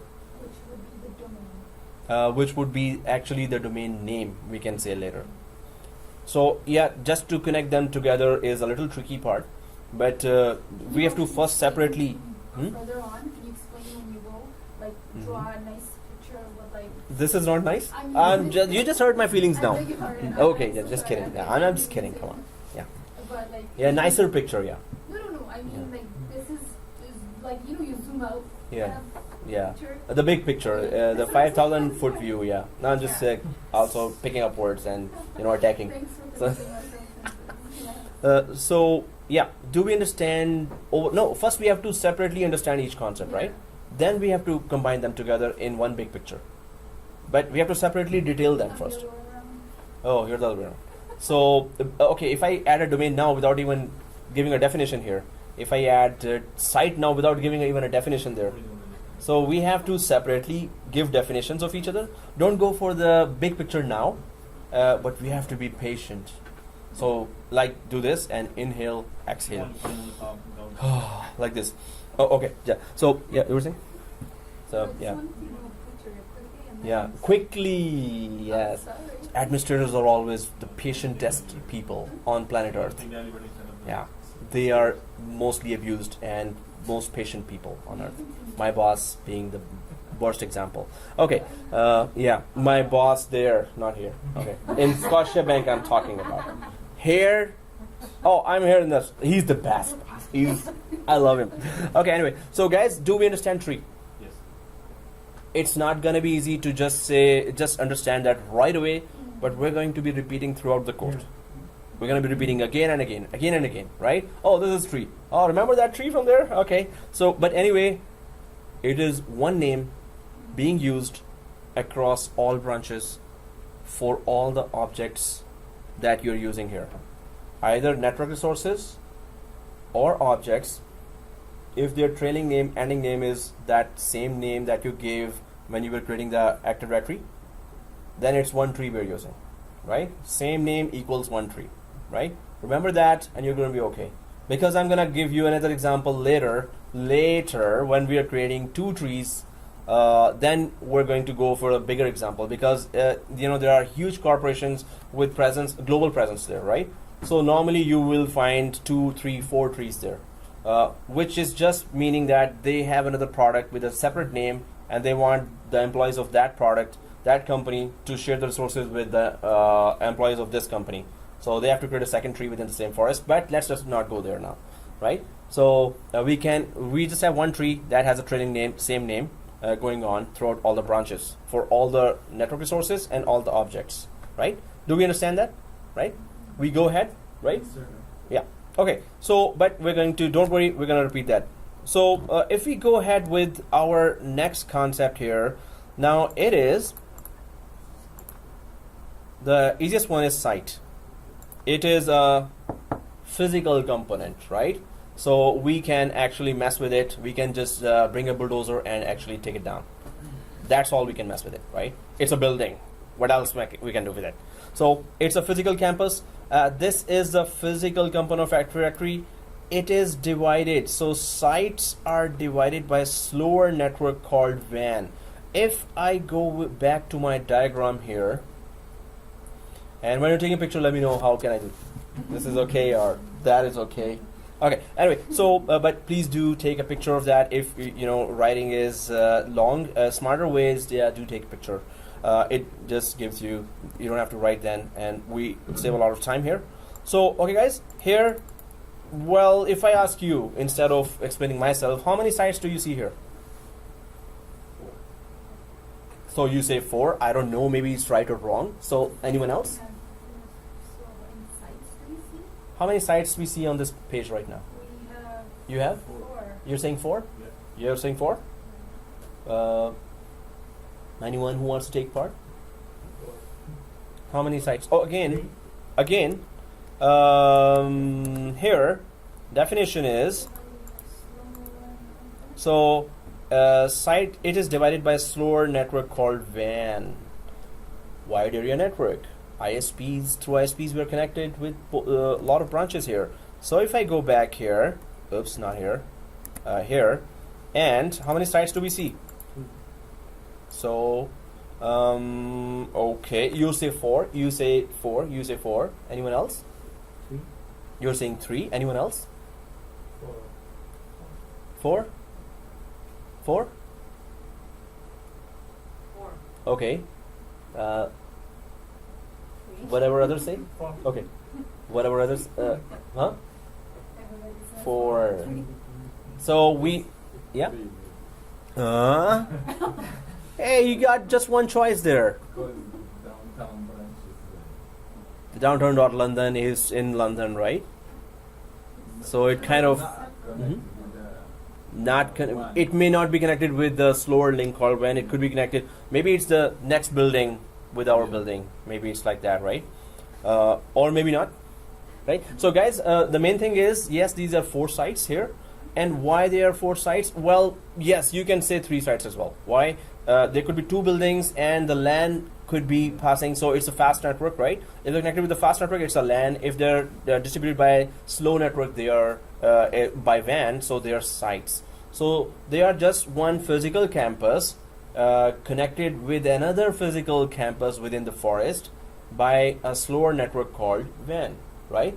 So if they are connected with the WAN, so this means that if we are connected from Rogers ISP and another branch is connected with Rogers ISP, and through those two routers we're connected with WAN, this means it's that is one site, this is one site. Suppose these are two buildings, but they are a bit away. We can see those two buildings from each other site, but they are so further away that you cannot put LAN lines there, right? You cannot just dig lines there and put there, or you cannot do that. So you're connected through ISPs. When the WAN comes inside, it's a site, right? Inside, it's a site. Okay, yeah, you were saying? In terms of having more than one tree and having. Don't connect now. We're gonna get confused. So what is site? Don't go for the big picture. Go for the small picture now. Yeah. Physical campus is the one site, one location. And how are they separated from each other? Sorry? How are they separated with each other? Through slower, like Yes. connection. Yes, exactly. So let's concentrate on each topic first. Then we're going to create the big picture. Let's not put that Lego work now. Lego, my kids like that. Okay. Anyway. So, but definitely that's a good try as well. But you're trying to, put it in one picture, which is good, which is natural, right? So, but I just want everyone to understand each topic separately first. Then we're going to put those blocks together, right? So here we have 4 sites here. They are distributed or divided between each other with slower link called WAN, right? Do we understand that? All right, let us go ahead. Oh, okay. That was trying to be Italian or Spanish. Okay. Now, what is then domain here? So we know what is forest. That's the top boundary. We know tree, that it is just same name. All the branches are following that. All network resources and objects go with that same name. So it is one tree being used. Then sites are physical campuses. If you have branches there, in the interview, in the exams, they will actually mention branches, and as well they are going to mention sites. Well, these are the same things. It's branches. Definitely we mean that, okay, it's something further away from our physical building here, right? Campus here. So they are sites, they are divided by WAN links, right? So, and if we come down to domain, it is the main administrative unit of Active Directory. From there, we handle it is again the logical component, it's not a physical component. We do all day-to-day tasks on the domain level. So if it's a tree, there's nothing, no area to go. Oh, I'm inside a tree now. Oh, I've opened a console for a tree, and now I can click this. Although we can see that tree from Active Directory domains and trusts, that's a console, but there is no console called tree there. There is no console, but there is a console from where we can do domain level tasks. There is no console called domain as well, actually.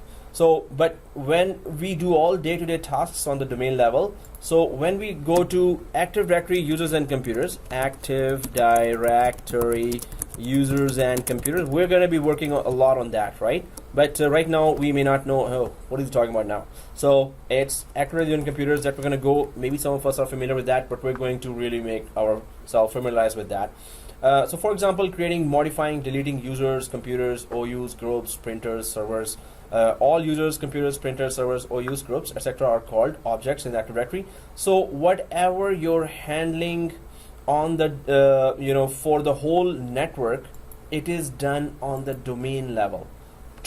Once you install Active Directory, a forest is created. That's it. You just leave it as is. Okay, forest is created. I'm inside a forest. Yay.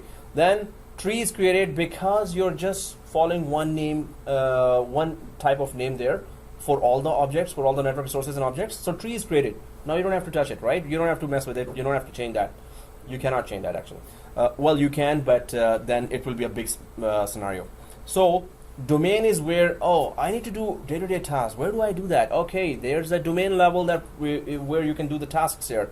So as a task, this is what you get tickets for in the company. Oh, can you create 10 users for my accounts department? Can you add 20 client computers for my sales department here? So you do everything on the domain level here. It's the main administrative unit of Active Directory. So if I go back to my site here, diagram here, so, and I'm going to ask you that question. Let's see what is the answer now. But I don't expect you to just answer correctly now right away. How many domains you see here on the side on this drawing? One. How many domains? You're saying one. Anyone else? So One? One domain. Okay. Anyone else? One? You can just guess. Right now, this is not test. This is our discussion, right? Interactive discussion. 3. Okay, you're saying 3. Anyone else? One? One. Dinesh? One? One. One? One? One. Hey, this is 1 against 9. What you gonna do now? Especially when you're correct. Okay. you're nearest to that. So how many domains are there? Let's just count there. So this is one domain, which is called root domain of the forest. Root is the first domain of the forest. We're about to create that now. Hopefully, definitely. And then there is that, let me just encircle them. So this is the root domain. Then there is a child domain here. Why do I call it child domain? And why after that it is the same name as the main domain name. So child domain would be, so this is the parent domain of this domain, ny.networkscollege.local. And then there is another child domain called london.networkscollege.local. And then there is another child domain. So it is the child of this child domain. So downtown.london.networkscollege.local. So we have, sorry? 4. We have 4. You're the nearest. But there So- is only one main domain. But I asked how many domains. If I asked where is the, how many are the main domains? But Your question you're is- saying, which is correct, it is main domain or one root domain, yes. Yeah. But you have to specify No, that was a trap question. I wanted to have how fun. many domain. Okay, what's the root domain? No, so how many domains are there? Because I wanted to explain that it could be that way as well. In an interactive way, we never forget them, right? Oh, there are other domains here. Because I understand that I did never mention about child domain. Yeah. Just a question. Yeah. Could manage other locations? Oh yes. From sitting in Toronto as an enterprise admin, you can manage all these. You don't have to visit any of those. You can manage sitting there, remotely connecting to each site and manage anything you want. But yes, guys, I just wanted you to remember some more terminology here. It was not a test quiz. It was not a test. It was not a quiz. It's just a discussion, interactive discussion where I get to introduce some more terms, but in this form that we don't remember, not remember, don't forget that again. Don't remember, seriously. So there are root domain. That is only one that we're about to create. There are child domains, and then there are tree domains. These are the only other 2 types of domains: root domain, child domain, tree domain. There's only 3 types. Tree domain is an advanced concept right now. We don't have to go for that. If you want to create another tree, you go for another tree domain. But we're not going for that. But child domain, you can create as many. So root domain is the first domain. We're about to create that. After that, if you want to create child domain, child domain, child domain, just go ahead. Create any one. Third one, sir? What's the other one? So root domain, child domain, tree domain. Tree domain. Third is tree domain. There are no other types here. Just root domain is the first one. That's the only one, right? In the forest, the first domain is the root domain. Actually, I'm going to explain that later when we come down deeper to domains. So root domain, child domain, tree domain. Tree domain, we don't have to concern with that now because it's going to get confusing. Root domain, child domain, tree domain. So these are all child domains here. So the other one is the tree domain. So they're all child domains right now. If I created a tree domain, it would look like this, but let's not confuse ourselves. Right now, if I just put a tree domain here, it would look like, in the same forest, it would look like luxurycars.local. Now, it has nothing to do with netpluscollege.local. But it has the domain. Okay, sorry. It has something to do with that. So luxury cars dot BMW. Now, can you relate this to your forest or to your first domain?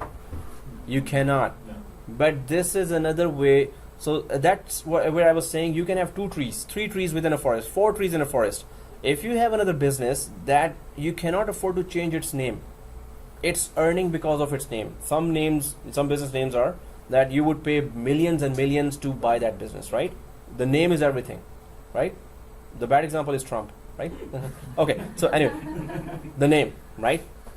So if you see his logic, it's the name you follow, right? So if you go for this second name, it can still be part of the same forest, but only in that case when companies would say to Microsoft that, hey, we have multiple businesses with different names, how can we just follow one tree? So Microsoft says, go ahead, create tree domain. It will help you create another named, totally different named domain here that would be part of the same forest as well. Why would you want to put a totally separately named domain in the same forest? Why would you want to put that? Because the employees of that company would want to share the resources with the other named companies there, right? So NetWest College employees can access the resources of a luxurycars.bmw company because they're part of the same forest now. So they can be given access to each other's resources now. If it was a separate forest, luxurycars.bmw, if it can be a separate forest as well. Then giving each other's employees resources to each other, either employees to the access the resources of each other's printers or servers or file servers, SQL servers. It's gonna be longer. Yes, technically it is possible, but it's gonna be much longer. You have to create a forest trust. Forest trust is we're gonna do that lab. You're gonna know that.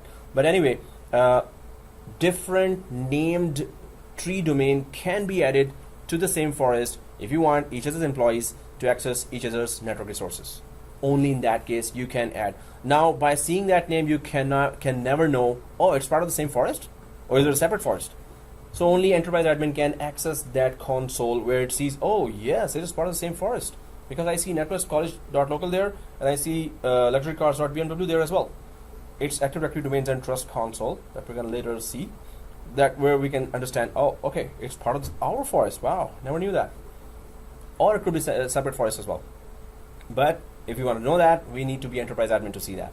And we're going to do that lab. We're going to go in depth, and we're going to check each and every option of that and the best practices we need to do when we create tree domains, right? Yep. Question. Mm-hmm. If we can put it in the same forest, Yep. why would there be a need to create another forest? Suppose we are doing a merger. We bought a company, right? That company, we don't need their network. Okay. So we will say that, hey, we have created a tree domain within our forest, within our buildings. We have created a new domain here. So we're going to migrate all your users and network resources to our tree domain, which is within our forest. So we've bought you. We can do anything we want. So it's mergers or you're buying a company. Then Only in we them can scenarios. have separate forests. Yep. Then they were a separate forest before Right, that, right? right. When we bought it, okay. Now, whatever we want, we can do that. So in those scenarios only where you have bought the company or merged the two companies together, that you can create a separate tree, right? Separate tree? Separate tree within the forest. This is a separate tree now. When you create a tree domain, Right. No, my this is a question- second tree here. Yeah. Let me clear myself. Yeah. So we have created a separate tree within the same forest Yeah. By this name. by this name. But why would we then need Oh. another forest to create Then- another forest? Then we don't need that. Then Right. we don't need that. Only, so I've seen in banks, they sometimes say it's a political reason mostly, Right. that the administrators say, hey, we have a Scotia investment, capitals product here. We have our 50,000 employees there, 20,000 employees. Right. So I want to run my own forest. I don't want the policies of your other product technical people. They are creating very strict policies. My business needs tells me that we need less stricter policies, lenient policies. So I'm going to create a new forest. Although we're part of the same company, I don't want to stay in this forest. So it's a political decision only. We cannot, technically it is possible one company can have 3, 4, 5 forests, that have nothing to do, their operations have nothing to do with each other's operations. Their employees don't want to access each other's resources at all. Yeah. In that case, you don't need that. Then you can go for a new forest. Otherwise, tree domain, yes, the employees want to access each other's resources, right? So, but they want to retain their name because of the business. Right. Okay, guys. So this is tree here, right? Sites. This is a whole forest, first of all. Then there is one tree only you're seeing in this diagram. You're seeing 4 sites here in this diagram. You're seeing 4 domains here in this diagram, right? So I've given that a theory for that there are how there are 4 domains here. So they're all, the rest of them are all child domains. Why they are child to this parent? Because they are using that same name here, right? That's why they are child domains. Yep. You're going to share this with us, right? Of course not. Oh yes, of course. Can you Yeah. write it down on the bottom? How many what and what is there? Oh, how many what and what? So that's why I'm creating a video here, that because I want students to create those notes. But if you want me to do all the hard work, yes, I'm willing to do No, that. I mean, you're just gonna. Yeah. Yeah, like I wanna like know what is. No, I'm just picking on you. So it's that's the fun part. Okay, so there is one forest here. No, actually that is a good idea here. So one forest, one tree, 1 tree, 4 sites, 4 sites, and 4 domains. 1 child. 4 domains. One root domain. Now we can subcategorize it. Do something. Students should do something themselves as well. So, like do something yourself as well. So, no, but definitely this is a very good idea. I appreciate that. That's a very good idea. Now we have the structure here. Now people understand, right? Yeah. You're welcome. Yeah, I that's take it back. okay. Oh, let me know how should I, make that. But good, yeah, look Okay. at you. You become a celebrity. Yeah. Okay. Or I should do the. Okay. So. Yeah. So for the main thing is we need to understand. Otherwise, this lab is 2 minutes only. Next. Done. Yeah, we know Active Directory now, or we have done Active Directory now. So we cannot move ahead if we don't know this, right? Yep. So you have 4 sites over there. Mm-hmm. You have 4 domains. Yep.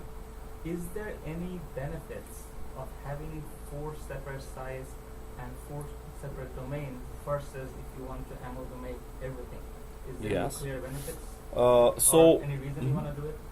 amalgamate means that one So site let's can say have for 4 example, domains, right? Even though different, let's say for an example, 4 sites based on the location, right? Yeah. So if you want to say that, okay, One no location. matter what Mhm. location you're in, I'm going to put everything in one. Oh, okay. Is there I any understand that. benefits or So this will be in this scenario. There's a statement here in Microsoft that is specifically so one site, and this later we can discuss, or we can discuss now as well. One site can have many domains. One domain can have many sites. This is a rule of thumb. Within one physical campus, you can have 4 domains. One root domain I create in this room. Second, child domain in that room, child domain in that room, child domain in the next room. One site can have many domains. Root domain, child domain, child domain, child domain, child domain within one campus. And one domain can span many sites. So that I haven't created yet. So if we have 4 sites here again, and I am actually wanting that there should be no child domains. I don't want to create child domains because there's another thing that I haven't, because we haven't gone in depth with child domains here. So if we have net plus college dot local here, we can have just the domain controllers sitting here. First domain controller was the cause of creation of the first forest, first tree, and first domain, right? So the rest of the sites or branches can have these domain controllers, which are called replica DCs.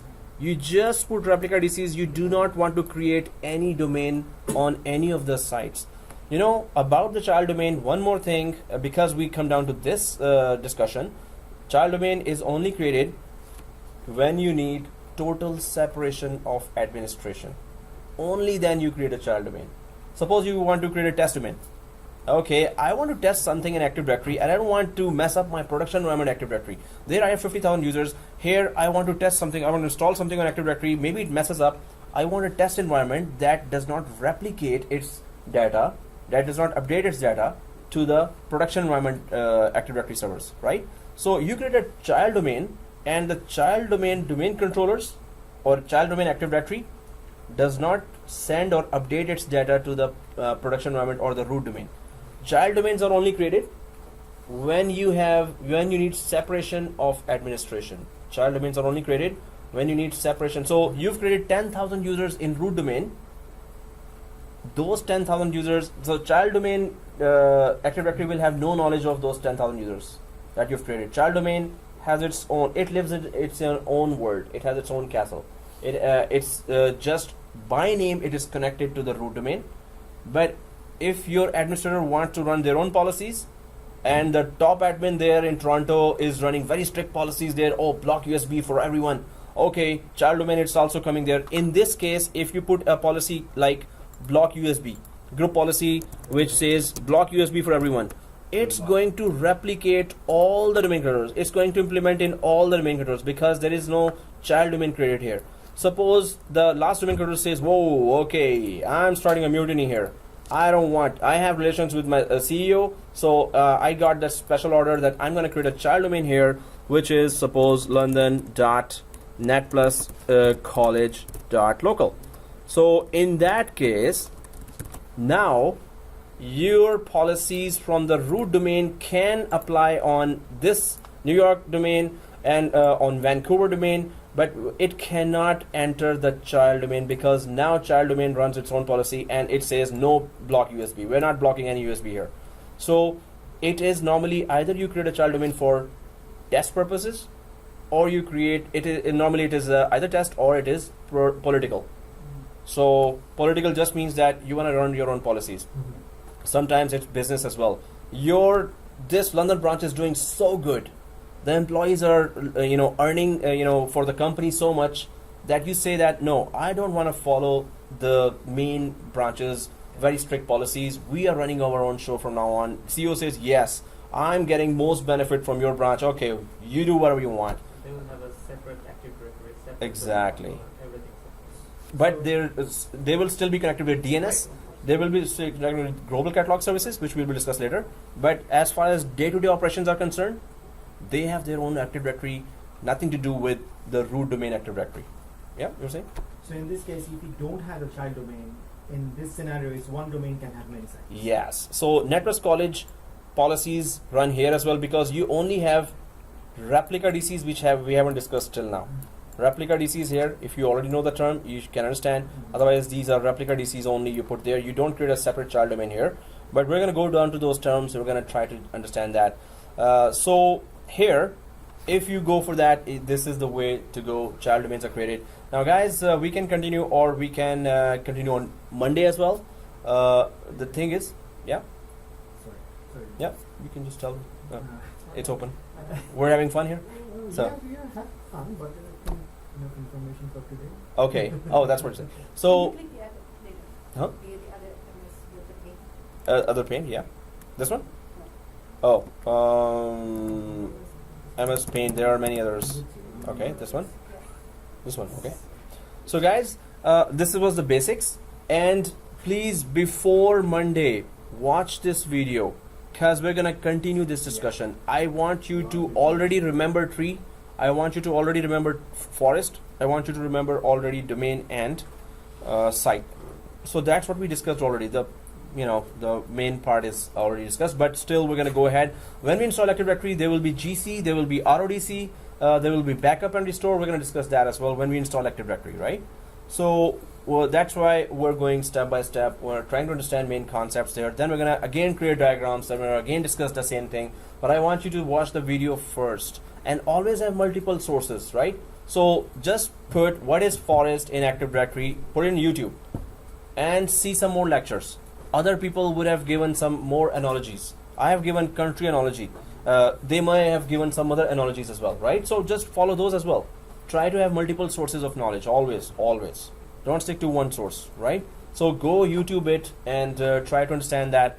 And if you don't have access to the correct video, please email me. I normally say there's a latest Japanese technology called email. Just use that. Okay, so please email me as soon as you see something wrong, right? So right now I need your Gmails. I have yours. I have Tanish's. You received the communication on Google Group. Yeah. So I need one more Gmail. There were two guys here. I hope they're not getting the videos free.